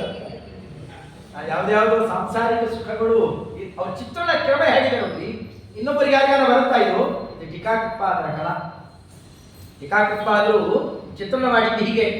ಆದರೆ ಧೀರಾಹ, ಯಾರು ವೇದಶಾಸ್ತ್ರಗಳ ವಿವೇಕ ಇರತಕ್ಕಂತಹ ವ್ಯಕ್ತಿ ಇದ್ದಾನೆ, ಈ ನೆರಳಿನ ಸುಖವನ್ನ ತನ್ನ ಸಾಂಸಾರಿಕ ಸುಖಕ್ಕೆ ಸಮೀಕೃತ್ಯ, ಇದಷ್ಟೇ, ಈ ಸುಖ ಅಂದ್ರೆ ಇಷ್ಟು ಹೇಯವಾದ ಸುಖ, ಇದು ಧಿಕ್ಕಾರಕ್ಕೆ ಯೋಗ್ಯವಾದ ಸುಖ ಅಂತ ಸಮೀಕೃತ್ಯ ಇದನ್ನ ತ್ಯಾಗ ಮಾಡಿ ಅಪರಂ ಸುಖಂ ಶ್ರೀಹರಿಯನ್ನ ಹಿಡಿದು ಮೋಕ್ಷಾಂತಕ್ಕೋಸ್ಕರವಾಗಿ ತಾನೆಲ್ಲವನ್ನ ತ್ಯಾಗ ಮಾಡಿ ಸಾಧನೆಯಲ್ಲಿ ಇಳಿತಾರಲ್ಲ, ಇಷ್ಟೆಲ್ಲ ಕೊಡುವ ಶ್ರೀಹರಿ ನಮ್ಮನ್ನ ರಕ್ಷಣೆ ಮಾಡಲಿ ಅಂತ ಹೇಳಿ ಅವ್ರ ಚಿತ್ರಣ ಎಷ್ಟು ಚೆನ್ನಾಗಿದೆ. ಕುಪಿತಾಹಿ ಪಣಚ್ಛಾಯ ಸಮೀಕೃತ್ಯ ಪರಂ ಸುಖಂ ಸೇವಂತೆ ಯತ್ಪದಂ ಧೀರಾಃ. ಅದಕ್ಕೆ ಇದನ್ನೆಲ್ಲ ತ್ಯಾಗ ಮಾಡಿ ಯಾರನ್ನ ಹಿಡಿದರೆ ನಮಗೆ ಶಾಶ್ವತ ಸುಖ ಸಿಗುತ್ತೋ ಅಂತ ಭಗವಂತನ ಪಾದದ ನೆರಳನ್ನ ಹಿಡಿತಾರಲ್ಲ, ಅಂತಹ ಶ್ರೀಹರಿ ನಮ್ಮನ್ನ ರಕ್ಷಣೆ ಮಾಡಲಿ. ಸಾಧನಾಧ್ಯಾಯದ ಆರಂಭದಲ್ಲಿ ಈ ಮಂಗಳಾನುಷ್ಠಾನ ಮಾಡಿದ್ದಾರೆ. ಅದಕ್ಕೆ ಅಂದರು, ಸ್ವಾಮಿ ನೀವೇ ತಿಳಿಸಿಕೊಟ್ಟಿದ್ದೀರಿ, ಕಂಡು ನೆರಳು ಹಿಡಿಬಾರದು ಅಂತ. ದೇವರ ಪಾದದ ನೆರಳು ನಮಗೆಲ್ಲ ಸಿಗೋದಲ್ಲ, ನೀವಲ್ಲಿದ್ದೀರಿ, ನಿಮ್ಮ ಪಾದದ ನೆರಳು ನಾವು ಹಿಡಿಬಿಡ್ತೇವೆ. ನಮಗಷ್ಟೇ, ನಮ್ಮ ನೇರ ಅಲ್ಲಿಗೆಲ್ಲ ಹೋಗ್ಬಿಡೋಲ್ಲ. ಈಗ ನಿಮ್ಮ ಪಾದದ ನೆರಳು ನಾವು ಹಿಡಿತೇವೆ, ನಿಮ್ಮ ಪದದ ನೆರಳು ಹಿಡಿತೇವೆ. ಪದ ಅಂತಂದ್ರೆ ಎರಡು ಅರ್ಥ. ಅದಕ್ಕೆ ಅದರ ಅಂತಾರೆ ಛಾಯಾ ಸಂಶಯ. ಛಾಯಾ ಅಂತಂದ್ರೆ ಸಂಶ್ರಯಣೇನ ಯಚ್ಚರಣಯೋ, ಯಾರ ಪಾದಗಳ ಛಾಯಾ ಅದರ ಸಂಶ್ರಯಣೇನ ಏನಾಗುತ್ತೆ ಗೊತ್ತಾ? ಬುಧ ಜನ, ಒಳ್ಳೆ ಜ್ಞಾನಿಗಳು, ವಿವೇಕಿಗಳು, ತಿಳುವಳಿಕೆ ಇರ್ತಕ್ಕಂಥವ್ರು, ಧೀರರು. ಅವರೇನ್ ಮಾಡ್ತಾರೆ? ಆಯಾಮಿ ಸಾಂಸಾರಿಕ ನಲ್ಪ, ಅದನ್ನ ಬಾಯಾನಲ್ಪತಮಾತಪವ್ಯಂಕರ ವ್ಯಾಯಾಮ ವಿಕ್ಷೋಭಿತ. ಈ ಸಂಸಾರ ಏನು ಅಂತ ಚೆನ್ನಾಗಿ ಅರ್ಥ ಮಾಡಿಕೊಂಡಿರ್ತಾರೆ. ಆಶ್ಚರ್ಯ ಆಗುತ್ತೆ. ಟೀಕಾಕೃತ್ಪಾದರ ಅಷ್ಟೆಲ್ಲ ಸೌಕರ್ಯ ಇತ್ತು, ಬೇಕಾದ ಸೌಖ್ಯ, ಬೆಕ್ಕ ಎಲ್ಲ ಝಾಡಿಸಿ ಬಿಟ್ಟು ಹೊಟ್ಟೋಗ್ಬಿಟ್ರಲ್ಲ, ಯಾಕೆ ಬಂದು? ಪುರಂದರದಾಸರು ಅತ್ಯಾಶ್ಚರ್ಯಕರವಾಯಿತು. 9 ಕೋಟಿ ಅಂತ ಅವತ್ತಿನ ದಿವಸನೇ. ಇವತ್ತು ಯಾರಿಗಾರ ಕೊಟ್ಟರೆ ಬಿಟ್ಟಾರೆ ಅದನ್ನ ಎಲ್ಲೆಲ್ಲಿ ಇನ್ವೆಸ್ಟ್ ಮಾಡಬೇಕು, ಏನೇನ್ ಮಾಡಬೇಕು, ಬೇಕಾದ ಲೆಕ್ಕಾಚಾರ ಆಗ್ತದೆ. ಅಂತಹದ್ದು ಏನಿಲ್ಲ, ಅದನ್ನ ತುಳಸಿದರ ಹಾಕಿದ್ರು, ಸಜ್ಜನರ ಮುಂದೆ ಇಟ್ಟು ಸಾಂಸ್ಕೃತಿಕ ಕಾರ್ಯಕ್ಕೆ ವಿನಿಯೋಗ ಮಾಡಬೇಕು, ಕೈ ಮುಗಿದು ಹೊಟ್ಟೆ ಬಿಟ್ಟು ಇರೋ ತನಕ ಭಿಕ್ಷೆ ಬೇಡ್ಕೊಂಡು, ಯಾರಿಗಾರ ವೃತ್ತಿಯಲ್ಲಿ ಭಿಕ್ಷೆ ಬೇಡ್ತಾ ಬಂತು. ಒಂದು ಸ್ವಲ್ಪ ಇಟ್ಕೊಂಡು ಎಲ್ಲ ಬಡ್ಡಿ ಗಿಡ್ಡಿ ಜೀವನ ಕೆಟ್ಟಬೇಕು ಅಟ್ಮಾಂತ ಬಾಗಿದೆಲ್ಲ ದಾನ ಕೊಟ್ಟು ಏನಾದ್ರು ಮಾಡಬಹುದಾಯ್ತು, ಏನಿಲ್ಲ, ಧಿಕ್ಕರಿಸಿ ಹೋದು. ನಾಳೆಗೆ ಅಂತ ಉಳ್ಕೊಂಡ್ರೆ ಚಕ್ಕ ಕೇಸದ್ದು. ನಾಳೆ ಮತ್ತೆ ಹೋಗ್ಬೇಕು, ದೇವರನ್ನು ಕೊಂಡಾಡಬೇಕು, ಏನಾರು ಕೊಟ್ಟರೆ ತಿನ್ಬೇಕು, ಏನಿಲ್ಲ ಅಂದ್ರೆ ಉಪವಾಸ ಬಿಟ್ಟಿರ್ಬೇಕು. ಇನ್ನೆಂಥ ಅದ್ಭುತವಾದ ಕ್ರಮಕ್ಕೆ ತಮ್ಮನ್ನ ತಾವು ಪರೀಕ್ಷೆಗೆ ಒಳ ಮಾಡಿಕೊಳ್ತಾರೆ. ಯಾಕೆ ಜ್ಞಾನಿಗಳು ಹೀಗೆಲ್ಲ ಮಾಡ್ತಾರೆ? ಸಂಸಾರ ಅಂದ್ರೆ ಏನು ಅಂತ ಗೊತ್ತಾಗಿದೆ, ಅದಕ್ಕೆ ಅದರಲ್ಲಿ ಸಿಲುಕೊಳ್ಳಲ್ಲ. ಅದು ಏನಾರ ಅಂತ ಅಂಟು ಬಂದ್ರೆ ಮೊದಲು ತುರುಕಾಗ್ತದೆ. ನಾವು ಎಣ್ಣೆ ಹಚ್ಚಿಕೊಂಡು ಹಲಸಿನಕಾಯಿ ಹೆಚ್ಚಲ್ವಾ, ಹಾಗೆ ಮೊದಲೇ ಎಣ್ಣೆ ಹಚ್ಕೊಂಡ್ಬಿಡ್ತಾರೆ. ಇದು ಬೇಡ ಬೇಡ, ನಮ್ಗೆ ಅಂಟುಕೊಳ್ಳೋದೇ ಬೇಡ. ಅದು ಹಿಂದೆ ಇದ್ದವರು ನಾವು ಅಂಟಿಸಿಕೊಂಡು ನಾನಾ ತರಹ ಹಿಂಸೆ ಪಡ್ತೇವೆ. ಅದನ್ನೇ ಅಂತಾರೆ ಆಯಾಮಿ ಸಾಂಸಾರಿಕ ಆಯಾಮಿ. ಮುಂದೆ ಬರುವ ಸಾಂಸಾರಿಕ ಅಪಾಯ, ಸಾಂಸಾರಿಕವಾದ ಏನೇನು ಅಪಾಯಗಳಿವೆ, ನಮಗೆ ನಾನಾ ಅಪಾಯಗಳು ಬರ್ತಾವೋ, ನಮ್ಮವರಿಗೆ ಅಪಾಯ ಬರುತ್ತೆ. ಎಲ್ಲ ಅಪಾಯಗಳು ಅಂತಂದ್ರೆ ಒಂದ ಎರಡ, ಯಾವ್ಯಾವ ಕ್ರಮದಲ್ಲಿ ಬರುತ್ತೆ. ಇದಕ್ಕಿದ್ದಾಗ ದೊಡ್ಡ ವಿಮಾನ ಬಂದು ದಪ್ಪನೆ ಹೊತ್ತು ಬಿದ್ದೋಯ್ತು, ಅಪರಾಧದಲ್ಲಿ ಬಿದ್ದೋಯ್ತು. ಅಲ್ಲಿ ಪಾಪ ಊಟಕ್ಕೆ ಬಂದಿರೋ ಮಧ್ಯಾಹ್ನದ ಹುಡುಗರು, ಮೆಡಿಕಲ್ ವಿದ್ಯಾರ್ಥಿಗಳು ಕೂಡ ಅಲ್ಲೇ ಸತ್ತು. ಎಲ್ಲ ಹೋಗಿದ್ದವರು ಊಟಕ್ಕೆ ಬಂದಿದ್ದಾರೆ, ಬಿದ್ದೋಯ್ತು, ಸತ್ತು. ಕೂತಿದ್ದವರು ಅಲ್ಲ ವಿಮಾನದಲ್ಲಿ. ಏನೇನು ಅಪಾಯ ಎಲ್ಲೆಲ್ಲಿ ಬರುತ್ತೆ, ಹೇಗೆ ಬರುತ್ತೆ, ಯಾರಿಗೂ ಗೊತ್ತಿಲ್ಲ. ಇಂಥ ಅಪಾಯಗಳು ಇದೇನು ಅಪಾಯ ಅನಲ್ಪ ಆತಪ ತಮ. ಈ ಅಪಾಯಗಳು ಮೇಲಿಂದ ಮೇಲೆ ಬರೋದಷ್ಟೇ ಅಲ್ಲ, ಬರುತ್ತೆ ಅಂತ ಗೊತ್ತಾಗ ಹೋದರೆ ಸಾಕು. ಅದರಲ್ಲಿ ಒದ್ದಾಡ್ತಾ ಇರ್ತೀವಲ್ಲ, ಅದರಿಂದ ಬರುವ ಆತಪ ಅದು ಅನಲ್ಪ ತಮ, ಸ್ವಲ್ಪ ಅಲ್ಲ, ತುಂಬಾ ಬರತಕ್ಕಂತಹ ಏನು ನಾನಾ ತರಹದ ಈ ಆತಪ ಇದೆ. ಅದರಿಂದ ಆಗುವ ಬೇಗೆ, ಅದರಿಂದ ಮನಸ್ಸು ಒಂದೇ ರೀತಿ ಇರುತ್ತ, ಹೆಚ್ಚು ಕಮ್ಮಿ ಆಗಿ ಒಂದು ರೀತಿಯಲ್ಲಿ ಕುಲುಕು ಬಿಟ್ಟ ಹಾಗೆ, ಅದು ಇದು ಕಲಕಿ ಬಿಟ್ಟರೆ ಏನಾಗುತ್ತೆ, ಆ ರೀತಿಯಲ್ಲಿ ವ್ಯತಿಕರ ವ್ಯಾಯಾಮ, ಶರೀರಕ್ಕಾಗ್ತಕ್ಕಂತಹ ವ್ಯಾಯಾಮ. ನಾವೇ ವ್ಯವಸ್ಥಿತವಾಗಿ ಮಾಡುವ ವ್ಯಾಯಾಮ ಆದರೆ ಅದು ಆರೋಗ್ಯಕರ. ಅದು ಇದು ಏನೋ ಆಪತ್ತು ಬಂತು ನೋಡಿ, ನಿಮ್ಮವರು ಯಾರು ಅಲ್ಲಿ ಬಿದ್ದೋಗ್ಬಿಟ್ಟಿದ್ದಾರೆ ಅಂತ ನೀವು ಓಡೋಗ್ಬಿಡ್ತಾರಲ್ಲ, ಎಷ್ಟಾಗುತ್ತೆ ಆಯಾಸ. ಇಂಥ ವ್ಯಾಯಾಮ, ಇಂಥ ನಾನಾ ವ್ಯಾಯಾಮಗಳಿಂದ ವಿಕ್ಷೋಭಿತ, ತುಂಬಾ ಕ್ಷೋಭೆಗೆ ದುಃಖಕ್ಕೆ ಒಳಗಾಗಿರುವಂತಹ ಬುಧಜನ, ಆ ಬುಧಜನರಿಂದಾರಲ್ಲ ಹೇಯಾನಿ ಧಿಕೃತ್ಯನ. ಈ ಸಾಂಸಾರಿಕ ಪದಾರ್ಥಗಳು ಮತ್ತೆ ಮತ್ತೆ ಯಾವುದನ್ನು ನಂಬಿದರೆ ಮತ್ತೆ ಮತ್ತೆ ಹಿಂಸೆ ಕೊಡ್ತಾವೋ ಅವುಗಳನ್ನೆಲ್ಲ ಧಿಕ್ಕರಿಸಿ, ಯಚ್ಚರಣಯೋ ಛಾಯಾ ಸಂಶ್ರಯಣೇನ, ಯಾರ ಪಾದಗಳ ಛಾಯೆಯನ್ನು ನೆರಳನ್ನು ಆಶ್ರಯಿಸಿ, ಮುದಂ ಪ್ರಕಟಾ ಮುದಂ ಆಯಾಂತಿ, ಅತ್ಯಂತ ಪ್ರಕಟವಾದಂತಹ ಆನಂದವನ್ನ ಹೊಂದುತ್ತಾ ಇದ್ದಾರೋ, ಬೇರೆ ಬೇಕಾದಿದ್ರು ಅದನ್ನ ತ್ಯಾಗ ಮಾಡಿ. ಜಯತೀರ್ಥಾಚಾರ್ಯರು ಅಂತಲೇ ಹೆಸರು, ಅರಣ್ಯಕಾಚಾರ್ಯರು ಎಲ್ಲ ಧಿಕ್ಕರಿಸಿದ್ರು. ಜೋಡಿ ಜಮೀನ್ದಾರ, ಟೀಕಾಕೃಪಾದ ಅನುಗ್ರಹದಿಂದಲೇ ಹುಟ್ಟಿ ಬಂದಿದ್ದವರು. ಸುಮ್ಮನೆ ಒಂದು ಮಾತಷ್ಟೇ, ದಾಸರಾಯರ ಮಾತು. ಮಂಚಬಾರದು ಮಡದಿ ಬಾರದು, ಕಂಚು ಕನ್ನಡಿ ಬಾರದು, ಸಂಚಿತಾರ್ಥ ದ್ರವ್ಯ ಬಾರದು, ಪುಣ್ಯ ಮಾಡಿರುವ ಧರ್ಮವಾಗು, ದಾನವು ಗೋವಿಂದಾನು ಹೇಳ್ಕೊಳ್ತಾ ಹೋಗ್ತಾ ಇದ್ರೆ ಎಲ್ಲ ಬಿಟ್ಟು ಯಾವುದು ಅಲ್ಲ ಮಾಡಿದ್ದೇನೆ. ಇದೇ ಟೀಕಾಕೃಪಾದ ಅದ್ಭುತ ಸೇವೆ. ಎಲ್ಲೂ ಹೋದ್ರೆ ಒಂದು ಸ್ವಲ್ಪ ಬಂದು ಅಡ್ಡ ನಿಂತಿತ್ತಂತೆ, ಎಲ್ಲೆಲ್ಲೂ ಹೋಗೋದಲ್ಲ, ಇಲ್ಲಿ ಸೇವೆ ಮಾಡ್ಕೊಂಡಿರು. ಟೀಕಾಕೃಪಾದ ಆದೇಶ ಕೊಟ್ಟು ಅಲ್ಲೇ ಅವರ ಪಾದ ಸೇವೆಯನ್ನು ಮಾಡ್ತಾ ಮಾಡ್ತಾ ನ್ಯಾಯ ಸುಧಾಕ್ಕೆ ರಸಕರಂಜಿ ರೀತಿ ವ್ಯಾಖ್ಯಾನ ಮಾಡ್ತಾರೆ. ಏನು ಅದ್ಭುತ ವ್ಯಾಖ್ಯಾನ ಇದು! ನಿಜವಾಗಿಯೂ ಕೂಡ ಅವರು ಮಾಡಿರ್ತಕ್ಕಂತಹ ಸೇವಾ ವಿಶೇಷ. ಆ ಕ್ರಮದಲ್ಲಿ ಏನು ಯಚ್ಚರಣಯೋ ಛಾಯಾ ಸಂಶ್ರಯಣೇನ ಪ್ರಕಟಾಂ ಮುದಂ ಆಯಾಂತಿ, ಪ್ರಕಟವಾದ ಅದ್ಭುತವಾದ ಸಂತೋಷವನ್ನ ಪಡಿತಾ ಇದ್ದಾರೋ ಅಂತಹ ಶ್ರೀ ಜಯರಾಜ್, ಇಂಥ ಅದ್ಭುತವಾದ ಸಂಪದ್ಭರಿತರಾದಂತಹ ಜಯರಾಜರೇ, ನೀವು ನಿಜವಾದ ರಾಜರು. ಇಂತಹ ಸಂಪತ್ತಿದೆ, ಇಷ್ಟು ನಮ್ಮನ್ನ ರಕ್ಷಣೆ ಮಾಡ್ತೀವಿ. ರಾಜರೇ ತಾನೇ ನಮ್ಮನ್ನು ರಕ್ಷಣೆ ಮಾಡೋದು. ನೀವು ಜಯರಾಜರು, ದೇವತೆಗಳ ರಾಜ ನೀವು ಅಂದ ಮೇಲೆ ಜಯರಾಜ್, ನಮ್ಮೇಲೆ ನೀವು ಹೆಚ್ಚೇನು ಮಾಡೋದು ಬೇಡ. ದರ್ಶಾಪಾಯ, ನಿಮ್ಮ ಕಣ್ಣಿಡಿ ಸಾಕು, ನಿಮಗೇನು ಬೇಡ, ನೋಡಿ ಬಿಡ್ರಿ ಸಾಕು. ಅದು ಎಂಥ ನೋಟ ಇರಬೇಕು, ಸುಮ್ಮನೆ ನೋಟದಲ್ಲಿ ಬೇರೆ ಬೇರೆ ತರ ಎಲ್ಲ ಇದೆ. ದುರ್ಗುತ್ಕೊಂಡು ನೋಡ್ಬಿಟ್ರೆ ಕಷ್ಟ ಮುಗಿದೋಯ್ತು, ಸುಟ್ಟೋಗ್ಬಿಡ್ತೇವೆ. ಹಂಗೆಲ್ಲ ನೋಡಬಾರ್ದು, ಹಾಗೆ ನೋಡ್ಬೇಕು. ಆರ್ದ್ರಯ, ತೊಯ್ದು ಹೋಗಿರ್ಬೇಕು. ಯಾವುದರಲ್ಲಿ? ಸರಸ ನಿರ್ಮಾಯ ಅನುಕಂಪಾರ್ದ್ರಯ, ಅನುಕಂಪೆಯಿಂದ ತೊಯ್ದು ಹೋಗಿರ್ಬೇಕು. ತುಂಬಾ ಪ್ರೀತಿ ಇದ್ದವರು, ಏನಾರ ಮಕ್ಕಳಿಗೋ ಮರಿಗೋ ಏನೋ ತೊಂದರೆ ಆಗ್ಬಿಟ್ಟಿದ್ರೆ ಅವನು ಒದಾಡ್ದ ಎಲ್ಲ ದುಡ್ಡಿ ಗೀಡಿ ಪೆಟ್ಟು ಗಿಟ್ಟು ಮಾಡ್ಕೊಂಡು ಬಂದ್ಬಿಟ್ಟಿದ್ರೆ ನಮ್ಮ ಕಣ್ಣು ನೀರು ಬರುತ್ತಲ್ಲ, ಅಯ್ಯೋ ಹಾಳಾಗಿ ಹೋಗ್ತಾ ಇದ್ದಾನೆ, ಅಯ್ಯೋ ತೊಂದರೆ ಒಳಗಾಗಿದ್ದಾನೆ ಅಂತ ನಮ್ಮ ಆ ಅನುಕಂಪದಿಂದ, ಆ ಕಾರುಣ್ಯದಿಂದ ಬರುವಂತಹ ಮುದ್ದೆ ಆಗುತ್ತೆ ಕಣ್ಣು. ಹಾಗೆ ಸರಸ, ಒಳ್ಳೆ ರಸ ಅಂತಂದ್ರೆ ನಮ್ಮ ಮೇಲಿನ ಪ್ರೀತಿ, ಆ ಪ್ರೀತಿಯಿಂದ ನಿರ್ಮಾಯ ಕಂಪಾಂತರಯ, ನಿರ್ಮಾಯ ಅನುಕಂಪಾಂತರಯ. ಅದ್ರ ಮತ್ತೆ ಮೋಸ ಈ ರಾಜಕಾರಣಿಗಳ ಕಣ್ಣೀರು ಸುರಿಸ್ತಾವೆ, ಏನ್ ಮಾತುಕತೆ ಅವ ಆಡ್ತಾರೆ, ಸೂಸು ಯಾರಿಗೂ ಬರೋಲ್ಲ. ಅದು ಇದು ಕಣ್ಣೀರು ಸುರಿಸ್ತಾವೆ, ಕೈ ಮುಗಿದು ಬಂದವರಿಗೆಲ್ಲ ಕೈ ಮುಗಿ, ಆ ಕೈ ಮುಗಿಯೋದಕ್ಕೆ ಅರ್ಥ ಇಲ್ಲ ಮಾಡಿಬಿಟ್ಟಿದ್ದಾರೆ. ಯಾರು ಸಿಕ್ಕರು ಕೈ ಮುಗಿತಾರೆ. ಹಿಂಗೆಲ್ಲ ಆ ವ್ಯಾಪಾರ ಅಲ್ಲ, ನಿರ್ಮಾಯ. ಅಲ್ಲೆಲ್ಲೂ ಕಪಟ ಇರಬಾರ್ದು. ನೀವು ತೋರಿಸುವ ವ್ಯಾಪಾರದಲ್ಲಿ ಕಪಟ ಇಲ್ಲದೆ ಇರುವಂತಹ ನೈಜವಾದಂತಹ ಕಾರುಣ್ಯ ರಸಭರಿತವಾದ ನಿಮ್ಮ ಅನುಕಂಪಾಪೂರಿತವಾದ ಕಣ್ಣಿಂದ ಒಂದು ಸತಿ ಈ ತರವನ್ನು ಉದ್ಧಾರ ಆಗಲಿ. ಮುಖ್ಯ ಪ್ರಾಣಿದೇವರು ಮಂತ್ರಾಲಯದ ಬಗ್ಗೆ ಹಾಕಿ ಹೇಳ್ತಾರೆ. ಪಾತ್ಸಂಗದಲ್ಲಿ ಹೇಳ್ತಾರಲ್ಲ, ತ್ವದೀನಂ ಕ್ಷಮಾ ಸಮುದ್ರ ಭಕ್ತವತ್ಸಲ ಭಕ್ತಾಪರಾಧ ಸಹಿಷ್ಣೋ ತ್ವದೀನಂ ದೀನಂ ದೂರಂ ಅನಾಥಂ ಶರಣಾಗತಂ ಏನಂ ಉದ್ಧರ ಅಂತ ಕೇಳ್ಕೊತ. ಹಾಗೆ ಒಂದೊಮ್ಮೆ ನಿಮಗೆ ಆ ಕಾರಣ ಬಂದು ಸ್ವಾಮಿ ಒಂದು ಉದ್ಧಾರ ಮಾಡು ಇಷ್ಟು ಕೇಳ್ಕೊಂಡ್ರಿ, ಆಯ್ತು ಸಾಕು, ನಾವು ಉದ್ಧಾರ. ಇಂಥ ಅಪಾಯಗಳನ್ನ ದಾಟಿ ನಾವು ಉದ್ಧಾರ ಆಗಬೇಕಾದ್ರೆ ನಿಮ್ಮ ಪಾದದ ನೆರಳು ಹಿಡಿತೇವೆ. ಆ ನೆರಳಲ್ಲೇ ಇರೋದು ಅಂದ್ರೆ ಏನರ್ಥ? ಅವರು ತೋರಿಸಿಕೊಟ್ಟ ಮಾರ್ಗದಲ್ಲೇ ಬದುಕು, ಅವರು ತೋರಿಸಿಕೊಟ್ಟ ವಿಚಾರಧಾರೆಗಳನ್ನ ನಿತ್ಯ ಆಶ್ರಯಿಸ್ತಾ ಇದ್ದೇವೆ. ಆಗ ನೆರಳನ್ನು ಬದುಕೋದು. ಆ ಕ್ರಮದಲ್ಲಿ ಬದುಕುತ್ತಾ ಇದ್ದೇವೆ.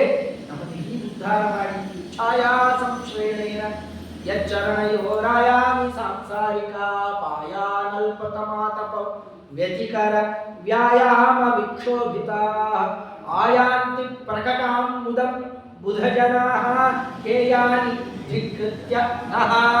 ಅಂದ್ರೆ ನಮ್ಮನ್ನ ಕಾಯಾ ಶ್ರೀ ಜಯರಾಜ್ ದೃಶಾ ಅಂದ್ರೆ ಒಳ್ಳೆ ಕಣ್ಣಿನ ನೋಡಿ, ದೃಶಾ ಸರಸ ನಿರ್ಮಾಯಾನ್ ಕಂಪಾರ್ದ್ರಯ.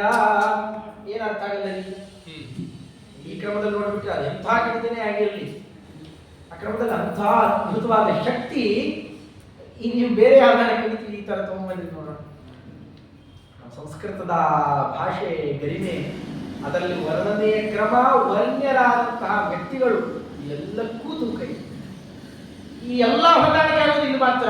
ಬೇರೆಯವರಲ್ಲಿ ಎಲ್ಲ ಹೊಂದಾಣಿಕೆ ಮಾಡಿ ತೋರಿಸಿ ಕಡೆಗೆ ಎಲ್ಲ ಹೇಳಿ ಜಗತ್ತು ಮಿಥ್ಯಾ ಅಂದ್ರೆ ಕೃಷ್ಣಾರ್ಥ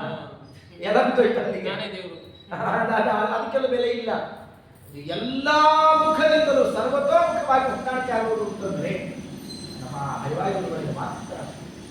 ಹಾಗೆ ತೋರಿಸಿಕೊಡ್ತಾ ಇನ್ನು ವಾ ಅಂತನ್ನುವ ವಾಕಾರದ ಲಹರಿಯಿಂದಾಗಿ ಮುಂದಿನ ಪದ್ಯವನ್ನು ಹೇಳ್ತಾರೆ. ಅದನ್ನೆಲ್ಲ ಹೇಳಿ ಶ್ರೀವಾಯುವಂಶ ಸುವಂಶ ಮೌಕ್ತಿಕಮಣೇ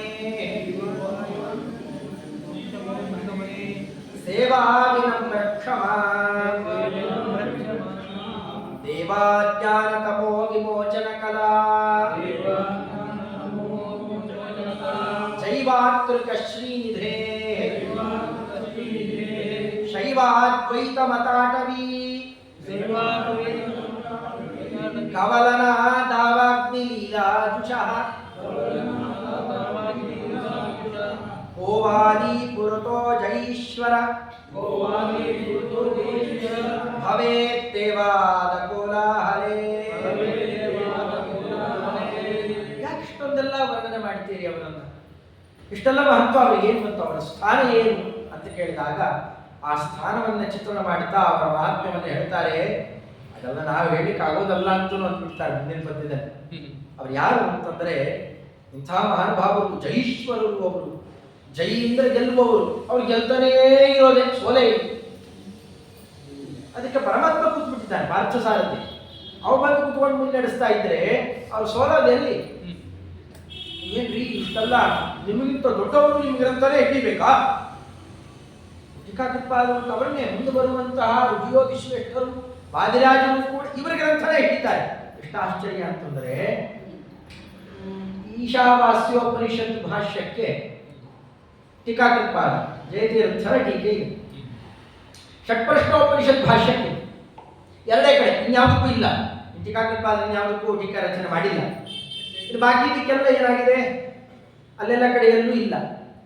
ವಾದಿರಾಜ ಸ್ವಾಮಿಗಳವರು ಎಲ್ಲದಕ್ಕೂ ಕೂಡ ಟೀಕಾ ಟಿಪ್ಪಣಿ ರಚನೆ ಮಾಡಿದ್ದಾರೆ ಮಹಾನುಭಾವರು. ಇಲ್ಲಿ ಎಲ್ಲಿ ಟೀಕಾಕೃತ್ಪಾದರ ಟೀಕೆ ಇದೆ ಅಲ್ಲಿ ಟಿಪ್ಪಣಿ ರಚನೆ ಮಾಡ್ತಾರೆ, ಅದರ ಕೆಳಗಡೆಗೆ ಹೋಗ್ತಾರೆ, ಟಿಪ್ಪಣಿ ರಚನೆ ಮಾಡ್ತಾರೆ. ಎಲ್ಲಿ ಟೀಕಾ ಇಲ್ಲ ಅಲ್ಲಿ ಸ್ವಯಂ ಟೀಕೆಯನ್ನು ರಚನೆ ಮಾಡ್ತಾರೆ. ಯಾಕಪ್ಪ ಈ ಕ್ರಮ? ಟೀಕಾಕೃತ್ಪಾದರೆ ಹೇಳ್ಕೊಂಡಿದ್ದಾರೆ, ಯಾವ ಬಾಯಲ್ಲೇ ಕೇಳಬೇಕಂದ್ರೆ ಟೀಕಾಕೃತ್ಪಾದರೆ ಪರಂ ಶ್ರೀಮತ್ ಪೂರ್ಣ ಪ್ರಬಲಿ ಗುರುಕಾರುಣ್ಯ ಸರಣಿ ಪ್ರಪನ್ನ ಮಾನ್ಯಾಸ್ಮಃ ಕಿಮಪಿ ಚವಲ ವಿಮಹತ. ಆ ಶಬ್ದ ಅವರಿಗೆ ಇನ್ಯಾರಿಗೂ ಹಾಗೆಲ್ಲ ಆಡಿಕೊಳ್ಳೋ ನ ಶಬ್ದಾರ್ಥೋ ಗಾಢ ನ ಚ ನಿಗಮ ಚರ್ಚಾಸು ಚತುರಾಃ ನ ಚ ನ್ಯಾಯೇ ಪ್ರೌಢಾ ನ ಚ ವಿದಿತ ವೇದ್ಯಾ ಅಪಿ ವಯಂ ಪರಂ ಶ್ರೀಮತ್ ಪೂರ್ಣ ಪ್ರಮದಿ ಗುರುಕಾರುಣ್ಯ ಸರಣಿ ಪ್ರಪನ್ನ ಮಾನ್ಯಾಸ್ಮಃ ಕಿಮಪಿ ಚ ವದತೋಪಿ ಮಹತಾಮಪಿ ಮಾನ್ಯಾಸ್ಮಃ. ನಮಗಿಂತ ಹಿರಿಯರು ಬರ್ತಾರೆ, ಅವರು ನಾವು ಮಾನ್ಯರಾಗ್ತೇವೆ, ನಮಗೂ ಒಂದು ಬೆಲೆ ಕೊಡ್ತಾರೆ. ಯಾಕೆ? ಅದು ನನ್ನ ಮಾತಲ್ಲ. ನನಗೆ ಏನಪ್ಪ ಏನ್ ಶಬ್ದ ಪ್ರಯೋಗ ಇದೆ, ಶಬ್ದಾರ್ಥವು ಗಾಢಾಹ, ಏನ ಅಸತ್ಯ ವ್ಯಾಕರಣ, ಶಬ್ದ ಪ್ರಯೋಗ, ಅದ್ಭುತವಾದ ಸರಸಲಾಲಿತ್ಯಗಳಿದ್ದಾರೆ. ಇದಕ್ಕೆ ನಾವು ಮಾನ್ಯರಾದವರಲ್ಲ. ಅದಿಲ್ಲ ಅಂತ ಅರ್ಥ ಅಲ್ಲ, ಬೇಕಾದಿದೆ. ಇನ್ನೆಲ್ಲೂ ನೋಡ್ಲಿಕ್ಕೆ ಸಿಗೋಲ್ಲ, ಬೇಕಾದಿದೆ. ಅದು ನಮ್ಮ ಮಾನ್ಯತಾಕ್ಕೆ ಕಾರಣ ಅಲ್ಲ. ಅಥವಾ ನಿಗಮ ಚರ್ಚಾ ಸುಚತುರಾಹ, ವೇದಗಳನ್ನು ತಂದು ನಾನಾ ಶ್ರುತಿಗಳು, ಅದರ ಅರ್ಥ ತತ್ವಪ್ರಕಾಶಕ ನೋಡ್ಬೇಕು. ಆಚಾರ್ಯರು ಸುಮ್ಮನೆ ಶ್ರುತಿಗಳನ್ನು ಉಲ್ಲೇಖ ಮಾಡಿಬಿಡ್ತಾರೆ, ಏನು ಹೇಳಿದ್ರು, ಅದರ ಅರ್ಥ ಏನು, ಯಾಕೆ ಮಾಡಬೇಕು, ಮೊದಲೇ ವೇದ ಅರ್ಥವೇ ಆಗಲ್ಲ, ಸರಳವಾಗಿ ಬಿಡಿಸಿಕೊಟ್ಬಿಡ್ತಾರೆ ಮಹಾನುಭಾವರು. ಅನಂತ ಉಪಕಾರ ಏನು ಮಾಡಿದ್ರು ಅದನ್ನು ತೀರಿಸಲಿಕ್ಕಾಗುತ್ತೆ, ಅಷ್ಟು ಉಪಕಾರ ಮಾಡಿದ್ದಾರೆ. ನಿಗಮ ಚರ್ಚಾ ಸುಚತುರಾಹ ನ ಚ ನ್ಯಾಯೇ ಪ್ರೌಢಾಃ, ಗ್ರಂಥವೇ ನ್ಯಾಯಸುಧಾ, ಇಯಂ ನ್ಯಾಯಸುಧಾ ಪರಮೈಃ ವಿಬುಧೈ ಸೇವ್ಯತಾಂ ಸದಾ ಅಂತ ನ್ಯಾಯಸುಧಾ ಗ್ರಂಥವನ್ನೇ ಕೊಟ್ಟವರು. ನ ಚ ನ್ಯಾಯೇ ಪ್ರೌಢಾಃ ನ ಚ ವಿದಿತ ವೇದ್ಯಾ ಅಪಿ ವಯಂ, ತಿಳಿಬೇಕಾದದ್ದೆಲ್ಲ ಬೇಕಾಷ್ಟು ತಿಳ್ಕೊಂಡ್ಬಿಟ್ಟಿದ್ದಾರೆ, ತಲೆ ತುಂಬ ವಿಷಯ ಇದೆ. ಈ ಎಲ್ಲ ದೃಷ್ಟಿಯಿಂದ ನಮಗೆ ಮಾನ್ಯತಾ ಅಲ್ಲ. ಪರಂ ಶ್ರೀಮತ್ ಪೂರ್ಣ, ಪರಂ ಆದರೂ ಶ್ರೀಮತ್ ಪೂರ್ಣ ಪ್ರಮತಿ ಗುರು ಕಾರುಣ್ಯ ಸರಣಿ. ಶ್ರೀಮತ್ ಪ್ರಮತಿ ಗುರುಗಳು, ಅವರ ಕಾರುಣ್ಯದ ಸರಣಿ ಇದೆ. ಅಥವಾ ಶ್ರೀಮತ್ ಪೂರ್ಣ ಪ್ರಮತಿಗಳನ್ನೇ ಗುರುಗಳು ಅಂತ ಪಡೆದಿರುವ ಪದ್ಮನಾಭ ತೀರ್ಥರು, ಅಖಂಡ ತೀರ್ಥರು ಮೊದಲಾದವರೇ ಜ್ಞಾನಿಗಳಿದ್ದಾರೆ. ಅವರೆಲ್ಲರ ಕಾರುಣ್ಯದ ಸರಣಿ ಸ್ವಲ್ಪ ಅಲ್ಪ ಅಲ್ಲ, ಕಾರುಣ್ಯದ ಸರಣಿ ನಮ್ಮ ಮೇಲಿದೆ. ಅದರಿಂದಾಗಿ ಆಚಾರ್ಯರು ನಿಂತು ಒಳಗೆ ನುಡಿಸ್ತಾ ಇದ್ದಾರೆ. ಅದಕ್ಕೋಸ್ಕರ ನಮಗೊಂದಿಷ್ಟೇನೋ ಅವರ ಮಾನ್ಯತಾ ಇದೆ. ಈ ಎಲ್ಲ ದೃಷ್ಟಿಯಿಂದ ಅದು ಎಷ್ಟೋ ಜನಕ್ಕಿದೆ, ಅದಕ್ಕೆಲ್ಲ ಮಾನ್ಯತಾ ಅಲ್ಲ. ಇದ್ದಾಗ ಅದು ಕೂಡ ಮಾನ್ಯತಾ ಅತಿಶಯವನ್ನು ಪಡೆಯುತ್ತೆ ಅಂತ ತಾವೇ ಹೇಳಿಕೊಂಡಿದ್ದಾರಲ್ಲ. ಅದರ ಚಿತ್ರಣ ಮಾಡ್ತಾರೆ. ಶ್ರೀವಾಯುವಂಶ ಸುವಂಶ ಭೌತಿಕ ಮಣೆ, ಶ್ರೀವಾಯುವಿನ ಅಂಶ. ಶ್ರೀ ವಾಯು ಯಾರು? ಶ್ರೀ ಅಂತಂದ್ರೆ ಶಂಭೃಪಾನಿ ನಿತ್ಯರತೇರಿಯಂ ಶ್ರೀ. ಅರ್ಥಾತ್ ಭಾರತೀ ದೇವಿಗೆ ಶ್ರೀ ಅಂತ ಹೇಳ್ತಾರೆ. ಭಾರತೀ ದೇವಿಯರಿಗೆ ಶ ಅಂದ್ರೆ ಸುಖ ಪ್ರಾಣಿದೇವರು, ಶ ಅಂದ್ರೆ ಸುಖಪ್ರದರಾದಂತಹ, ಸುಖವಾಗಿ ಸಂಸಾರದಲ್ಲೂ ಸುಖವಾಗಿರ್ತಾರೆ, ಸುಖ ಪ್ರಾರಬ್ಧ ಅನುಭವಿಸಲಿಕ್ಕೆ ಅಂತ 500 ಕಲ್ಪಗಳು. ಅಂಥ ಮಹಾನುಭಾವರು ಸಂಸಾರದಲ್ಲೇ ಸುಖಮಯರಾಗಿರ್ತಾರೆ. ಅಂಥವರನ್ನ ಆಶ್ರಯಿಸಿದ್ದರಿಂದಾಗಿ ಭಾರತೀಯ ದೇವಿಯನ್ನ ಶ್ರೀ ಅಂತ ಕರೀತಾರೆ. ಅವರನ್ನೇ ಹಿಡಿದು ಆನಂದ ಪಡ್ತಾಳೆ. ಅದೇ ಶೇ ರಮತೆ ಇತಿ ಶ್ರೀ, ಅದಕ್ಕೆ ಭಾರತೀಯ ದೇವಿಗೆ ಶ್ರೀ ಅಂತ ಹೆಸರು. ಅಂತಹ ಶ್ರೀ ವಾಯು ಅಂದ್ರೆ ಯಾರು? ಭಾರತೀ ದೇವಿ. ಅಂತಹವರ ಶ್ರೀ ವಾಯುವಿನ ಅಂಶ ಯಾರು? ನಮ್ಮ ಶ್ರೀಮದಾನಂದ ತೀರ್ಥ ಭಗವತ್ಪಾದರು. ಅವರ ಅಂಶದವರ ವಂಶ, ಅಲ್ಲಿಂದ ಬೆಳೆದು ಬಂದಿರುವ ವಂಶ. ನೋಡಿ ಆ ಶಬ್ದ ಎಷ್ಟು ಚೆನ್ನಾಗಿ ಶ್ರೀವಾಯು ವಂಶ ಸುವಂಶ. ಇದು ಅಂತ ಇಂಥ ವಂಶ ಅಲ್ಲ, ಸುವಂಶ. ಯಾರು ಹಿಡಿತಾರೆ ಅವ್ರು ಮತ್ತಿಲ್ಲಿ ಹುಟ್ಟಿ ಬರೋದೇ ಇಲ್ಲ. ಅಂಥ ವಂಶ ಸುವಂಶ ಮೌಕ್ತಿಕ ಮಣೆ. ಅಲ್ಲಿ ಬಂದಿರುವವರೆಲ್ಲ ಮುತ್ತುಗಳೇ, ಅಲ್ಲಿ ಬಂದಿರುವವರೆಲ್ಲ ಶುಭ್ರವಾದಂತಹ ಚರ್ಯ ಇರುವವರೇ, ಒಬ್ಬರಿಗೊಂದು ಕಳಂಕ ಇಲ್ಲ. ಆಚಾರ್ಯರ ವಂಶ ಅಂದ್ರೆ ಆ ಪ್ರಣವಾದಿ ಮಂತ್ರಗಳ ನೈಜ ಉಪದೇಶ ಪಡೆದರು ಅಂತಂದ್ರೆ ಅಂಥವರೇ ಒಬ್ಬೊಬ್ರು ಅಂಥಂತ ಮುತ್ತಿನ ರತ್ನಗಳಾದರೆ ಅದರಲ್ಲೆಲ್ಲ ಶಿರೋಮಣಿ ಅಂತ ಇರುವವರು ನೀವು.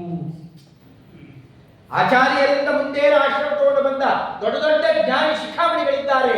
ಅವರೆಲ್ಲರೂ ಕೂಡ ರತ್ನದ ಹಾರ ಆದರೆ ಅದಕ್ಕೊಂದು ಪದಕ ಹಾಕಿರ್ತಾರಲ್ಲ, ಆ ತರಹದ ಮಣಿಯ ಸ್ಥಾನದಲ್ಲಿರೋ ನೀವು. ಆಮೇಲೆ ಬಾಕಿಯವರೆಲ್ಲ ಬರಬೇಕಷ್ಟೇ. ಮುಂದೆ ಬಂದವರು ಯಾರು ಬರಬೇಕು? ಎಲ್ಲಾ ಜ್ಞಾನಿಗಳು ಅವರನ್ನು ಆಶ್ರಯಿಸಿದರು. ಆ ಕ್ರಮದಲ್ಲಿರುವವರು ಅದನ್ನೇ ಹೇಳಿದ್ರು.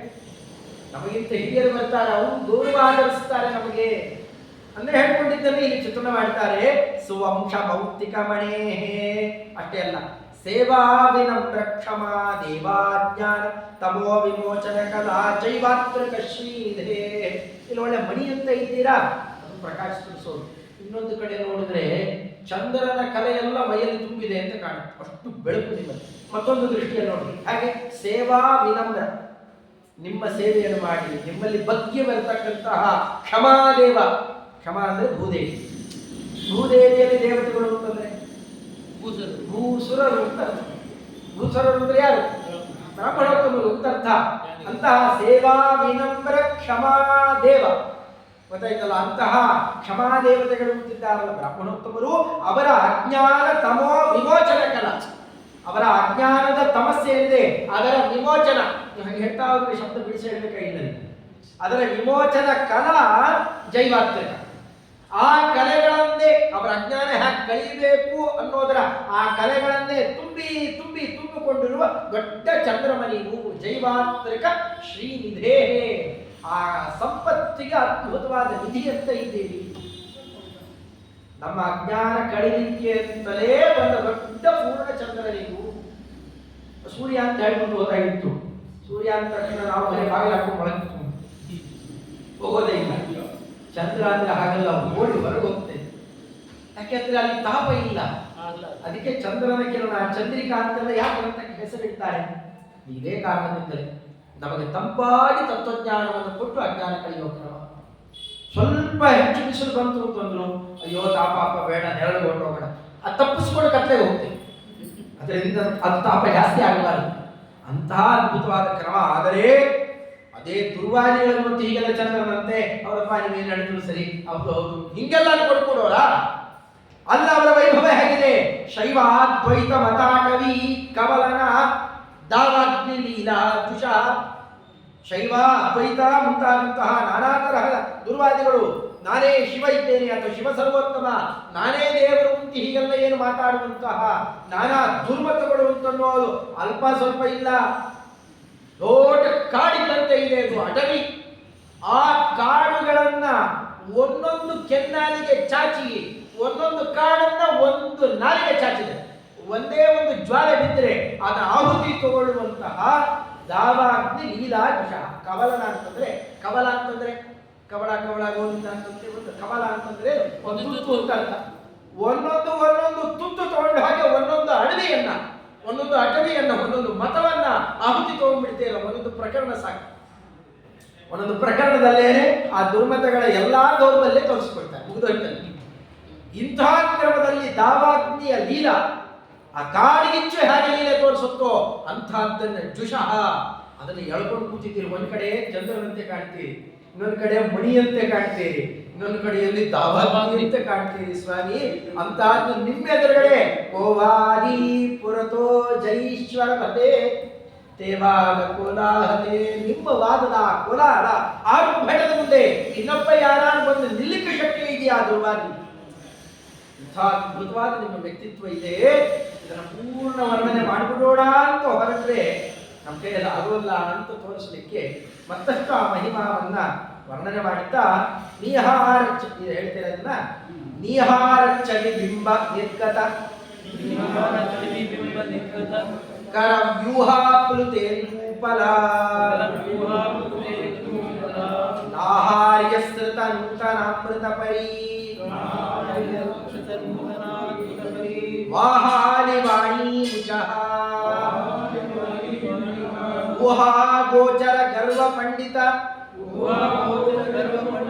ವಯೋ ವಾಹಾನಿಲ ಶ್ರೀವಿಶೋ ಮಾಹಾತ್ಮ್ಯಂ ಜಯತೀರ್ಥವರ್ಯ ಭವತೋ ವ್ಯಾಹಾರ ಮತ್ಯೇತಿನಃ. ಹೇ ಜಯತೀರ್ಥವರ್ಯ, ಇಲ್ಲಿ ಹಾ ಹಾ ಅನ್ನುವ ಆಕಾರದ ಲಹರಿ ಇದೆ. ಎಲ್ಲ ಕಡೆಯಲ್ಲೂ ಅದನ್ನು ಗಮನಿಸ್ತಾ ಹೋಗ್ಬೋದು. ಅಲ್ಲಂತಾರೆ ಹೇ ಜಯತೀರ್ಥ ವರಿಯ, ಜಯತೀರ್ಥರು ಅಂತ ಜ್ಞಾನಶ್ರೇಷ್ಠರೇ, ವರಿಯ ಅಂದ್ರೆ ವರಣೀಯರು, ಬೇಕು ಬೇಕು ಅಂತ ನಾವು ಬಯಸ್ಕೊಂಡು ಅಂತಹ ವರಿಯರೇ, ಭವತೋ ಮಹಾತ್ಮ್ಯಂ ವ್ಯಾಹಾರಂ ಅತ್ಯೇತಿ. ನಿಮ್ಮ ಏನು ಮಹಾತ್ಮೆ ಇದೆ, ನಮ್ಮ ವ್ಯಾಹಾರ ಅಂದ್ರೆ ನಮ್ಮ ಮಾತುಗಳನ್ನು ಮೀರಿದೆ. ನಮ್ಮ ಮಾತುಗಳಲ್ಲಿ ಎಲ್ಲ ಹೇಳ್ಬಿಡ್ತೇವೆ, ಆಗ್ತಾ ಇಲ್ಲ, ನಮ್ಮ ಕೈಯಲ್ಲಿ ಅಷ್ಟು ಮಾತಾಡಲಿಕ್ಕೆ ಆಗೋಲ್ಲ. ನಿಮ್ಮ ಮಹತ್ವ ಅಷ್ಟು ದೊಡ್ಡ. ಯಾಕೆ ಹಾಗ್ಯಾಕಂತೀರಿ? ಒಂದು ದೊಡ್ಡ ಶಬ್ದ ಬಳಕೆ ಮಾಡ್ತಾರೆ, ಇನ್ಸ್ಪಿರೇಷನ್. ಏಕಾಕಿಪಾದರ ಮಾತುಗಳನ್ನ ವರ್ಣನೆ ಚಾತುರ್ಯ ಕೇಳಿಬಿಟ್ಟಾಗ ಅದರಿಂದಾಗಿ ಹೊರಬರುವಂತಹ ಒಂದು ದೊಡ್ಡ ಶಬ್ದ ಇದೆ. ಅದನ್ನು ಹಾಗೆ ಬಳಕೆ ಮಾಡಿದ್ದಾರೆ. ಹಾಗಿದೆ ಅಲಂಕಾರಿಕವಾಗಿ ಶಬ್ದಾಲಂಕಾರ ಎರಡೂ ಅದ್ಭುತ ಇದೆ. ನೀಹಾರಚ್ಛನಿ ಬಿಂಬ ನಿರ್ಗತಕರ ವ್ಯೂಹಾ ಕೃತೇಂದು ಪದ ನಾಹಾರ್ಯಸ್ಸತ ನೂತನಾಮೃತ ಪರಿ ವಾಹಾಲಿ ವಾಣಿ ಮುಚಃ. ಇಂತಹ ಮಾತು ನಿಮ್ಮಿಂದ ಹೊರಗೆ ಬರುತ್ತೆ. ಅವರ ಮಾತು ಎಂಥದ್ದು ಅಂತ ಹೇಳಲಿಕ್ಕೆ ಒಂದು ಉದಾಹರಣೆ ಕೊಟ್ಟಿದ್ದಾರೆ. ನೀಹಾರಚ್ಛನಿ, ನೀಹಾರ ಅಂತಂದ್ರೆ ಮಂಜುಗಡ್ಡೆ. ಮಂಜುಗಡ್ಡೆಯಲ್ಲೇ ರಾಶಿ ರಾಶಿ ಹಾಕಿದ್ರೆ ಎಷ್ಟು ಬೆಳ್ಳಿಗೆ, ಎಷ್ಟು ತಂಪಾಗಿ ಇರುತ್ತಲ್ಲ, ಅದರದ್ದೇ ಬಿಂಬ, ಅದರದ್ದೇ ಬಿಂಬದಂತೆ ಇರುವ ಚಂದ್ರ, ಅವರಿಗೆ ನಿಹಾರ ಛಡಿ ಬಿಂಬ ಅಂತ ಕರೀತಾರೆ. ಛಡಿ ಅಂದ್ರೆ ಕಾಂತಿ, ಅದರಂತೆ ಕಾಂತಿ ಇರುವ ದೊಡ್ಡ ಬಿಂಬವೇ ಅಂತಹದ್ದೇ ಒಂದು ಲೋಕದಂತೆ ಇರುವಂತಹದ್ದು ಆಗ್ಬಿಟ್ರೆ ಎಂತಹದ್ದು ಚಂದ್ರಬಿಂಬ. ಆ ಚಂದ್ರಬಿಂಬದಿಂದ ನಿರ್ಗತ ಕರವ್ಯೂಹ, ನಿರ್ಗತವಾದ ಕೈಗಳು, ಕೈಗಳು ಅಂತ ಕಿರಣಗಳಿಗೆ ಕರ ಅಂತ ಕರೀತಾರೆ, ರಶ್ಮಿಕರ ಅಂತ ಕರೀತಾರೆ. ಅಲ್ಲಿಂದ ಹೊರಬರುವ, ಚಂದ್ರದಿಂದ ಹೊರಗೆ ಸೂಸಿ ಬರುವಂತಹ ಕಿರಣಗಳೇ ಇದ್ದಾವೆ. ಅವು ರಾಶಿ ರಾಶಿ ಕಿರಣಗಳು ಬಂದಾಗ ಇಂದೂ ಫಲ, ಇಂದು ಇಂದು ಅಂದ್ರೆ ಚಂದ್ರ, ಇಂದೂ ಉಪಲ, ಉಪಲ ಅಂದ್ರೆ ಕಲ್ಲು, ಚಂದ್ರಕಾಂತ ಮಣಿ ಇಂತಿದೆ. ಚಂದ್ರಕಾಂತ ಮಣಿ ಅಂತ ಒಂದು ದೊಡ್ಡ ಮಣಿ ಅಥವಾ ಸ್ಫಟಿಕ ಇವುಗಳಲ್ಲಿ ಕರೀತಾರೆ. ಅದು ದೊಡ್ಡ ದೊಡ್ಡ ಮಣಿಗಳು ಸಿಗ್ತವೆ. ಆ ಮಣಿ ಮೇಲೆ ಏನಾದರೂ ಚಂದ್ರನ ಕಿರಣ ಬಿದ್ದರೆ ಕರಿಗೆ ನೀರಾಗಿ ಹರಿಯಕ್ಕೆ ಶುರುವಾಗುತ್ತೆ. ಚಂದ್ರನ ಕಿರಣ ಬೀಳಬೇಕು, ಅದು ಕರಿಗೆ ನೀರಾಗಿ ಹರಿಯಲಿಕ್ಕೆ ಶುರುವಾಗುತ್ತೆ. ಇದೆಲ್ಲ ವರ್ಣನೆ ಕೇಳಿಕೊಳ್ಳಿ. ಇಂದೂ ಫಲ ಅನಾಹಾರ್ಯ ಸೃತ ನೂತನ ಅಮೃತ ಪರಿ. ಇಂತಹ ಅನಾಹಾರ್ಯ, ಆಹಾರ್ಯ ಅಲ್ಲ, ಆಹಾರ್ಯ ಅಂದ್ರೆ ನಾವು ತಂದು ಕುಡಿಸೋದು. ಅನಾಹಾರ್ಯ ಅಂತಂದ್ರೆ ಸಹಜವಾದದ್ದು ಅಂತ, ನ್ಯಾಚುರಲ್, ಸಹಜವಾದದ್ದು. ಸಹಜವಾದಂತಹ ನೂತನ ಹೊಸ ಹೊಸದಾಗಿ ಉಕ್ಕಿ ಬರುವ ಅಮೃತ ಪರಿವಾಹ ಅಲ್ಲಿಂದ ಬಂದು ಬಂದು ಬಂದು ಒಂದು ಕಡೆಯಲ್ಲಿ ತುಂಬಿಕೊಂಡಿದೆ. ಪರಿವಾಹ ಅಂದ್ರೆ ಅದೆಲ್ಲ ಹೋಗ್ತಿರೋದು ಒಂದೊಂದು ದೊಡ್ಡ ದೊಡ್ಡ ಮಡುಗಳು. ಇಂಥ ನೀರೇ ಹರಿದು ಬಂದು ಬಂದು ಸೇರಿ ಸೇರಿ ಒಂದು ಕಡೆಯಲ್ಲಿ ನೀರು ತುಂಬಿಕೊಂಡಿದ್ರೆ ಎಂಥ ಅದ್ಭುತವಾದ ನೀರು. ಸ್ಫಟಿಕ ಮಣಿ ಎಷ್ಟು ಶುಭ್ರ ಇರುತ್ತೋ ಆ ಮಣಿ ಕರಿಗೆ ನೀರಾಗಿ ಬಂದಿದೆ ಅಂತಂದ್ರೆ ಎಂತಹ ಶುಭ್ರವಾದ ಜಲ. ಮಹಾನಂದಿ ಅಂತ ಒಂದು ಊರಿದೆ, ರುದ್ರದೇವರ ಲಿಂಗದಿಂದಲೇ ಗೊತ್ತಾಗದೇ ಇದ್ದಾಗ ನಂದೀಶ್ವರ ಕಾಲಿಟ್ಟಿದ್ದಂತೆ ಲಿಂಗದ ಮೇಲೆ. ಅವನ ಕಡೆ ಹಳ್ಳಾಗ್ಬಿಟ್ಟಿದೆ. ಮಹಾನಂದಿ ಅಂತ ಆಂಧ್ರದಲ್ಲಿ ಗ್ರಾಮ ಮಹಾನಂದಿ, ಅಲ್ಲಿ ಶ್ರೀಶೈಲದ ಹತ್ತಿರ ಬರುತ್ತೆ. ಅಲ್ಲಿ ಹೋಗಿ ನೋಡಿದ್ರೆ ಎಷ್ಟು ಚೆನ್ನಾಗಿ ಅಲ್ಲಿಂದ ನೀರು ಹರಿದು ಬಂದಿದ್ದು ಲಿಂಗದಿಂದಲೇ ಹರಿದು ಬರುತ್ತೆ. ಎರಡು ದೊಡ್ಡ ಸರೋವರ ಕೊಂಡು ಸೇರ್ಕೊಡುತ್ತೆ ಮುಂದೆ, ಅಲ್ಲಿಂದ ಮತ್ತೆ ಮುಂದೆ ಹಾಕೊಂಡು ಹೋಗುತ್ತೆ. ಎಷ್ಟು ದೊಡ್ಡ ಸರೋವರ, ಪ್ರಾಯ ಎಷ್ಟು ದೊಡ್ಡ ದೊಡ್ಡ ಎರಡು ಸರೋವರ, ಇಷ್ಟತ್ರ ಎರಡಾಳ ನೀರಿರುತ್ತೆ. ಕೆಳಗೆ ಬಿದ್ದಿರುವ ಪ್ರತಿ ತುಣುಕು ಕೂಡ ಪರಮಾಣು ಸ್ಪಷ್ಟ ಕಾಣುತ್ತೆ.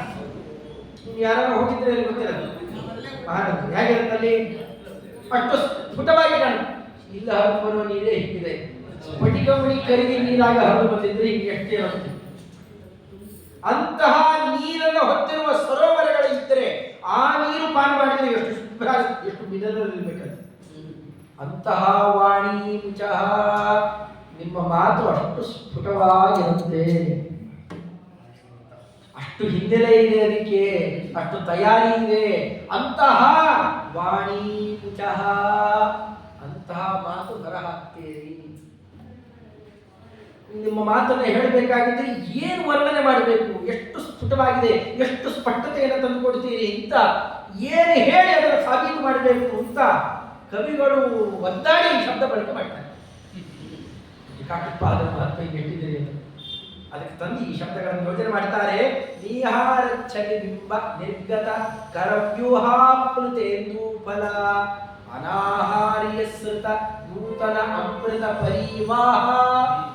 ಅದನ್ನೆಲ್ಲ ಹೊತ್ತು ತರ್ತಾ ಇರತಕ್ಕಂತಹ ವಾಹಾಲಿ ಅಲಿ ಅಂತಂದ್ರೆ ಸಮುದಾಯ, ಅದು ತುಂಬಿ ತುಂಬಿ ಬರುವಂತಹ ನೀರಿನ ರಾಶಿ ಆಗಿದೆ. ಅಂತಹ ವಾಣಿ ಮುಚ, ಅಂಥ ಮಾತು ನಿಮ್ಮಿಂದ ಹೊರಗೆ ಬರ್ತಾ ಇದೆ.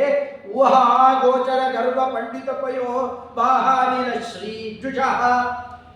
ಇಷ್ಟೆಲ್ಲ ಆಡ್ತಾ ಇರಲ್ಲ, ಅದಕ್ಕೆ ಇನ್ಯಾರ ಊಹಾ ಗೋಚರ, ನಮ್ಮ ಊಹೆಗೂ ನಿಲುಕದೇ ಇರೋಷ್ಟು ಗರ್ವ, ಅಷ್ಟು ಗರ್ವದಿಂದ ಮೆರಿತಾ ಇರುವಂತಹ ಪಂಡಿತರುಗಳೇನ ಆ ಕಾಲಕ್ಕೆ ಬೇಕಾಗಿ ಮೆರಿತಾ ಇದ್ದರಲ್ಲ, ಆ ಪಂಡಿತರ ಪಯೋವಾಹಾನಿನ ಶ್ರೀಜುಷಃ ಅಂತ ಪಂಡಿತರು ಮೆರಿತಾ ಇದ್ದರೆ ಒಮ್ಮೆ ನಿಮ್ಮ ಬಿರುಗಾಳಿ ಬೀಸಿದ್ರೆ ಸಾಕು. ಇದೇ ನೀರು ತುಂಬಿ ಕಟ್ಟಿದ ಮೋಡ ಗಾಳಿ ಹೊತ್ತು ತಂದ್ರೆ ಆ ಬಿರುಗಾಳಿ, ಮೋಡ ತರುವ ಬಿರುಗಾಳಿ, ಮೋಡ ಬಿರುಗಾಳಿ ಸಮೇತ ಬಂದ್ರೆ ಏನೇನಾಗುತ್ತೆ, ಗುಡುಗುಸಿಗಳು ಎಲ್ಲ ಇರುತ್ತೆ.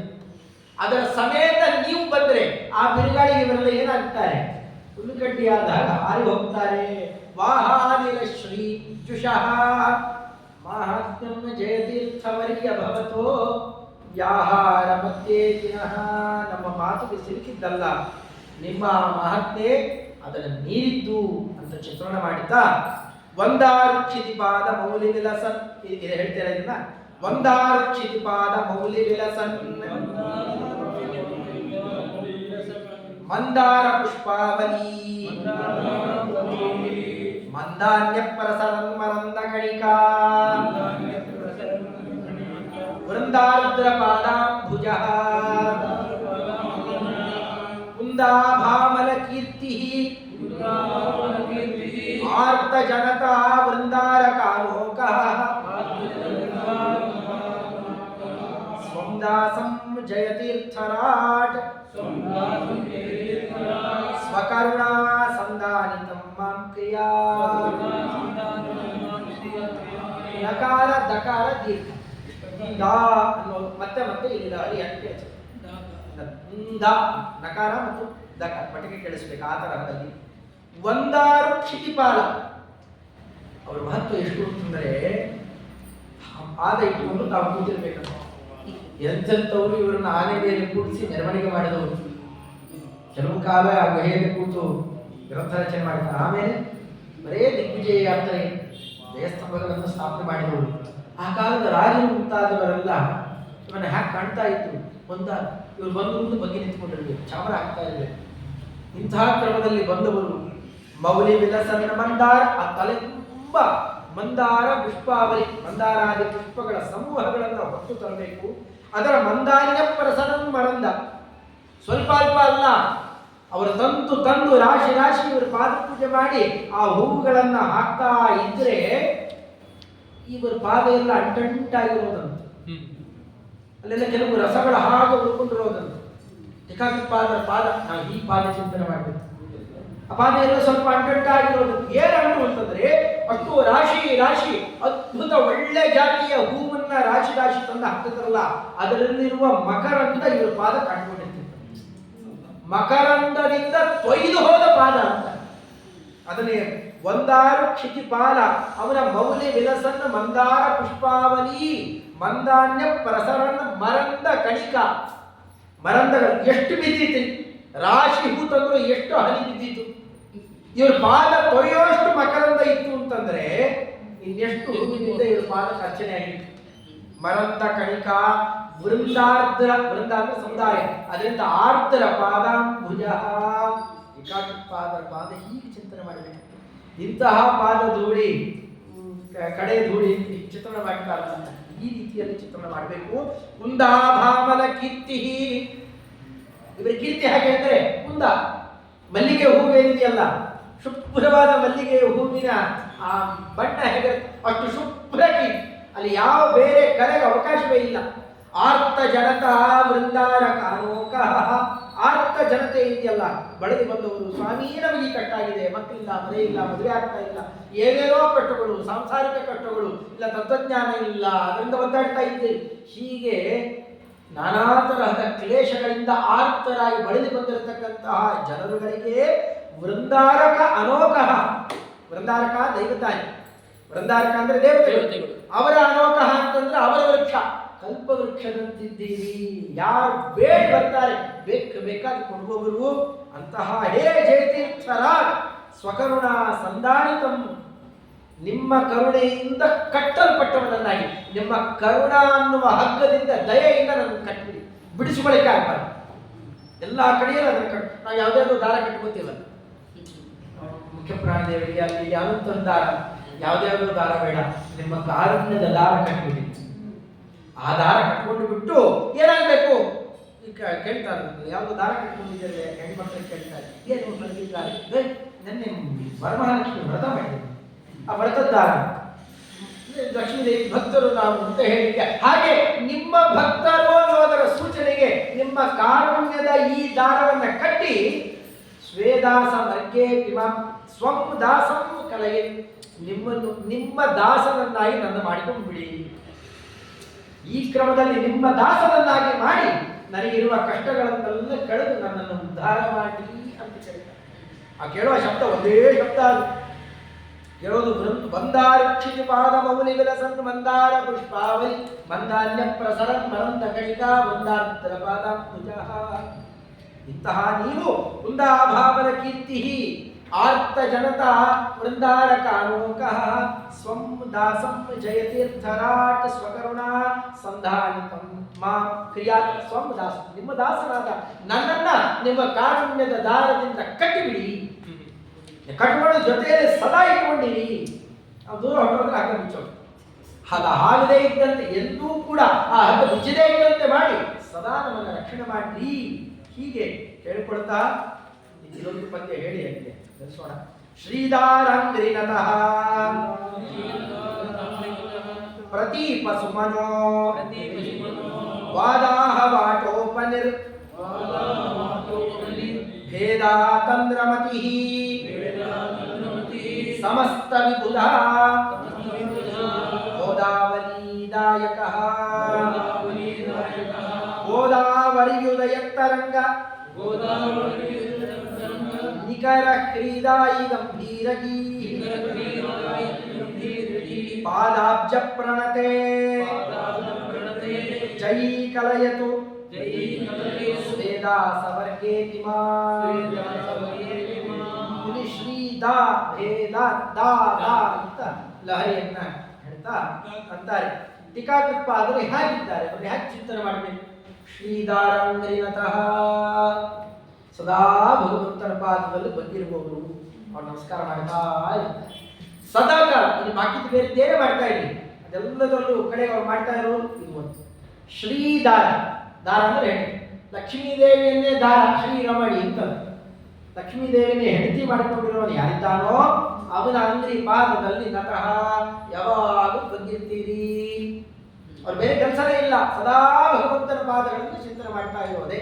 ಅದಕ್ಕೆ ಅವ್ರನ್ನ ಏನಾದ್ರು ಕೇಳಿದ್ರೆ, ಇವತ್ತು ಸ್ವಾಮಿಗಳಿಂದ ಏನಾದ್ರು ಕೇಳಿದ್ರೆ ಏನಂತಾರೆ ಅವರು, ನಾರಾಯಣ ಅದೇ ಚಿಂತನೆ ಮಾಡ್ತಾ ಇದ್ದಾರೆ. ಅವ್ರ ಈ ಬಲಾತ್ಕಾರದಿಂದ ಓ ನಮ್ಮ ಸ್ವಾಮಿಗಳಾಗ್ಬಿಡ್ತೀವಪ್ಪ ಈಗ ಅಂತ ಓಡಿ ಆಹಿತವಾಗಿ ನಾರಾಯಣ ಸ್ಮರಣೆ ಮಾಡಬೇಕಂತೆ. ಅವ್ರು ಹಾಗೆಲ್ಲ ಸಹಜವಾಗಿ ಭಗವಂತನ ಪಾದದಲ್ಲೇ ಚಿಂತನೆ ಇರುವುದು. ಶ್ರೀದಾರಾಂತರಿನತಃ ಇದರ ಮೇಲೆ ಪ್ರತೀಪ ಸುಮನೋ ವಾದಾಹ ವಾಟೋಪನಿರ್ಭೇದಾತಂದ್ರಮತಿ, ಇದು ಎರಡನೇ ಗುಣವನ್ನ. ಇವರೆಂಥವರು ಪ್ರತೀಪ ಸುಮನ, ಸುಮನ ಅಂದ್ರೆ ವಿದ್ವಾಂಸರನ್ನು ಕರೀತಾರೆ. ಪ್ರತೀಪ ಸುಮನ ಎದುರಾಳಿ ವಿದ್ವಾಂಸ, ಇದರ ಪ್ರತಿವಾದಿಗಳಾದಂತಹ ದೊಡ್ಡ ದೊಡ್ಡ ವಿದ್ವಾಂಸರೇನಿದ್ದಾರೆ ಅವರ ವಾದಾಹವ, ವಾದ ಅನ್ನುವ ಆಹವ ಯುದ್ಧ. ಸುಮ್ಮನೆ ಇರ್ತಾರೆ, ಅದು ಏನಾದ್ರು ವಿಚಾರ ಹೇಳಿದ್ರೆ ಯುದ್ಧಕ್ಕೆ ಬರ್ತಾರೆ. ಸ್ವಲ್ಪ ಏನು ಯೂಟ್ಯೂಬ್ ಅಲ್ಲಿ ಇದು ಹೇಳಿ ನೋಡೋಣ, ಅರೆ ಸುಮ್ಮನೆ ಇರ್ತಾರ ಅವರು. ನಮ್ಮ ವಾದ ನಮಗೆ ಹೆಚ್ಚು ಅಂತ ಇರುತ್ತೆ, ಯುದ್ಧನೇ ಶುರುವಾಗುತ್ತೆ. ವಾದಾಹವ, ಆಹವ ಅಂದ್ರೆ ಯುದ್ಧ. ವಾದಾಹವ ಆಟೋಪ, ಆಟಾಟೋಪ ಅಂತೆಲ್ಲ ಅಂತ ಅದರ ಗದ್ದಲ. ಅಂತಹ ಆಟೋಪ ನಿರ್ಭೇದ ತಂದ್ರಮತಿ, ಅದನ್ನೆಲ್ಲ ನಿರ್ಭೇದ ಕತ್ತರಿಸಿ ಒಗೆಯೋದರಲ್ಲಿ ಅತಂದ್ರಮತಿ. ನಾಳೆ ಮಾಡೋಣ ನಾಡಿದ್ದು ಮಾಡೋಣ ಅಂತರುವ ತಂದ್ರ ಅಂದ್ರೆ ಆಲಸ್ಯ, ಆಲಸ್ಯ ಇಲ್ಲವೇ. ಭೇದ ಅತಂದ್ರಮತಿ, ಅದರಲ್ಲಿ ಆಲಸ್ಯವೇ ಇಲ್ಲದೆ ಇರತಕ್ಕಂತಹ ಬುದ್ಧಿ ನಿಮ್ಮದು ಬಂತು ಅಂತಂದ್ರೆ, ದುರ್ವಾದಗಳ ಕೋಲಾಹಲ ಬಂತು ಅಂದ್ರೆ ಪಟ್ಟಣೆ ಸೀರಿ ಇನ್ನ ಕೆಲಸ ಮಾಡಬಾರ್ದು. ಆ ಕ್ರಮದಲ್ಲಿ ಮಾಡುವ ಅದ್ಭುತ ಶಕ್ತಿ ನಿಮ್ಮದು ಎದುರಾರೈ ಗುರುವೇ ಸಮರಾರೈ ಎದುರಾರಿ ಅಸರಾಜರು ಚಿತ್ರಣ ಮಾಡ್ತಾ ಇರಲ್ಲ ನಿಮ್ಮ ಎದುರು ಇನ್ನೊಬ್ಬ ಇದ್ದಾನ ಯಾರು ಆ ಬಾಯಲ್ಲಿ ಹೇಳ್ತಿರೋದನ್ನ ಅದಕ್ಕಿಂತ ಟೀಕಾರ ಸ್ತೋತ್ರ ಬೇಕಾ ಅರ್ಥಿ ಮಂದಾರ ವೇದಾರ್ಥ ವಿಚಾರ ಸಮರ್ಥ ಶ್ರೀಕೃಷ್ಣ ಪದಾಂಬುಜ ಬೃಂದ ಪ್ರತ್ಯರ್ಥಿ ಮತ್ತೆ ಕಂಠೀರವಾಕ್ಯ ತೀರ್ಥಕರ ಜಯ ತೀರ್ಥ ಯತಿ ಏನ್ ಕಂಪ್ನಿಗಳಲ್ಲಿ ಸಮಾಸ ಮಾಡಿ ತೋರಿಸಿ ನೋಡೋಣ ಅದನ್ನ ಕಟಕಟಣೆ ಇದೆ ಪ್ರತ್ಯರ್ಥಿ ಮತ್ತೆ ಕಂಠೀರವ ಯಾರು ಅಕ್ಷರ ತೀರ್ಥರು ಅವರ ಕರಜ ಜಯ ತೀರ್ಥ ವರೈಜ್ಞ ಎದುರಾರೈ ಗುರುವೇ ಪೂರ್ಣ ಪದ್ಯ ಹಾಗೆ ಇದೆ ಇದಕ್ಕಿಂತ ಸ್ತೋತ್ರ ಬೇಕಾ ಅವರೆಲ್ಲ ಮನಗಂಡು ಅವರನ್ನು ನಾನಾ ರೀತಿಯಲ್ಲಿ ಹೊಗಳಿದ ಮಹಾನುಭಾವರು ಸಮಗ್ರ ಸೇವೆ ಮಾಡಿದಂತಹ ಚಂದ್ರಿಕಾಚಾರ್ಯರು ಅವರ ಆಡುವ ಒಂದೊಂದು ಅಕ್ಷರಕ್ಕೆ ಅಂತಹದ್ದು ಆ ಕ್ರಮದಲ್ಲಿ ಪ್ರದೀಪ ಸುಮನೋ ವಾದಾಹ ವಾಟೋಪನ್ಯಭೇದ ಅತಂತ್ರಮತಿ ಸಮಸ್ತ ವಿಭುಧ ಮುದಾವಲಿದಾಯಕ ಸಮಗ್ರ ಜ್ಞಾನಿಗಳು ಯಾರು ಇರಲಿ ಅವ್ರು ನೋಡ್ತಾ ಇದ್ರು ಅವ್ರಿಗೆ ಆಗ್ರಹ ಇದೆಯೋ ಬಿಟ್ಟಿದೆಯೋ ಹೊರಗೆ ಹೇಳ್ತಾರೋ ಬಿಡ್ತಾರೋ ಈ ಕಾರ್ಯ ಗ್ರಂಥ ನೋಡಿದ ತಕ್ಷಣ ಅರ್ಥ ಆಗಿದೆ ಚೆನ್ನಾಗಿ ಹೇಳಿದ್ದಾರೆ ಇಷ್ಟು ಸುಲಭವಾಗಿ ನಮಗೆ ಆ ಮೂಲ ಗ್ರಂಥಗಳನ್ನು ಬಿಡಿಸಿ ಹೇಳ್ತಾರೆ ಅವ್ರು ಹೊರಗೆ ಹೇಳ್ತಾರೋ ಬಿಡ್ತಾರೋ ಒಳಗಂತೂ ಆಗ್ತಾರೆ ಆ ಶೈಲಿ ನೋಡಿ ಆನಂದ ಪಡ್ಲಿಕ್ಕೆ ಬೇಕು ಆ ಜ್ಞಾನಿ ಆಗಿದ್ರೆ ಆನಂದ ಅಂತಹ ಕ್ರಮದಲ್ಲಿದ್ದೀರಿ ಆದರೆ ನಿಮ್ಮ ಮಾತಿನ ಶೈಲಿಯ ಝರಿ ಹೊರಗೆ ಬರ್ತಾ ಇದ್ದೀರಾ ಪ್ರವಾಹ ಗೋದಾವರಿ ಉದಯ ತರಂಗ ನಿಖರ ಶ್ರೀತಾಯಿ ಗಂಭೀರೈ ಗೋದಾವರಿ ನದಿ ತುಂಬಿ ತುಂಬಿ ಆಳದಲ್ಲೂ ಕೂಡ ಹರಿದು ಬರ್ತಾ ಇರೋರು ಕೂಡ ನಿಮ್ಮ ಮಾತಿನ ಗಾಂಭೀರ್ಯ ಝರಿಯನ್ನು ನೋಡಿಬಿಟ್ಟಾಗ ನಾಚಿಬಿಡ್ತಾಳಂತ ಸ್ವಾಮಿ ನಿಮ್ಮಷ್ಟಲ್ಲ ಅಂಥ ಅದ್ಭುತವಾದಂತಹ ಝರಿ ವಾಕಿ ಝರಿ ಅದು ನಿಮ್ಮಲ್ಲಿದೆ ಪಾದಾಬ್ಜ ಪ್ರಣೈ ನಾನು ನಿಮ್ಮ ಪಾದಾಬ್ಜ ಪಾದಕಮಲದಲ್ಲಿ ಪ್ರಣತೆ ನಮಸ್ಕಾರ ಮಾಡ್ತಾ ಇರತಕ್ಕಂತಹ ನನಗೆ ಮಾಡ್ತಾ ಇರತಕ್ಕಂತಹ ಸ್ವೇ ದಾಸವರ್ಗಿ ಸ್ವೇ ನಿಮ್ಮ ದಾಸವರ್ಗದ ಮಧ್ಯದಲ್ಲಿ ಮಾಂ ನನ್ನನ್ನು ಕೂಡ ಜಯಿ ಕಲಯಿತು ನಿರಂತರ ಜಯಶೀಲರಾದ ಟೀಕಾಕೃತ್ಪಾದರು ನನ್ನನ್ನು ನಿಮ್ಮ ದಾಸರೇನು ಮೆರಿತಾ ಇದ್ದಾರೆ ಎಷ್ಟೋ ಜನ ಟೀಕಾಕೃತ್ಪಾದರ ದಾಸವರೇನು ಯಾರೋ ವ್ಯಾಸರಾಜರು ಮಂತ್ರಾಲಯ ಪ್ರಭುಗಳು ಆರಣ್ಯಕಾಚಾರ್ಯರೇ ಮೊದಲಾದ ದೊಡ್ಡ ದೊಡ್ಡ ಜ್ಞಾನಿ ಶ್ರೇಷ್ಠರು ಮೆರಿತಾ ಇದ್ದಾರೆ ಅವರಲ್ಲಿ ಎಲ್ಲೋ ಮೂಲೆ ನನ್ನ ಸೇರಿಸಿಕೊಂಡ್ಬಿಟ್ಟಿರಿ ಕಲಯಿತು ನನ್ನನ್ನು ಇಟ್ಕೊಂಡು ಬಿಟ್ರಿ ಈ ಕ್ರಮದಲ್ಲಿ ಆ ಜ್ಞಾನಿ ಶ್ರೇಷ್ಠರು ಕೊಂಡಾಡ್ತಾರೆ ಇನ್ನು ಅಂಥದ್ದೇ ಒಂದೊಂದು ನೋಡಿದಾಗಲೂ ಆನಂದ ತುಗೆ ಹೇಳ್ಬೇಕು ಆ ಕ್ರಮದ ಚಿತ್ರಣಗಳಿದ್ದಾವೆ ಇನ್ನು ಉಳಿದಿದ್ದು ನಾಳೆ ಒಂದು ಯಥಾಶಕ್ತಿ ಸರಿಯಾಗಿ ಟೀಕಾಕೃತ್ಪಾದರ ಆರಾಧನಾ ಮಹೋತ್ಸವದ ಕಾಲಕ್ಕೆ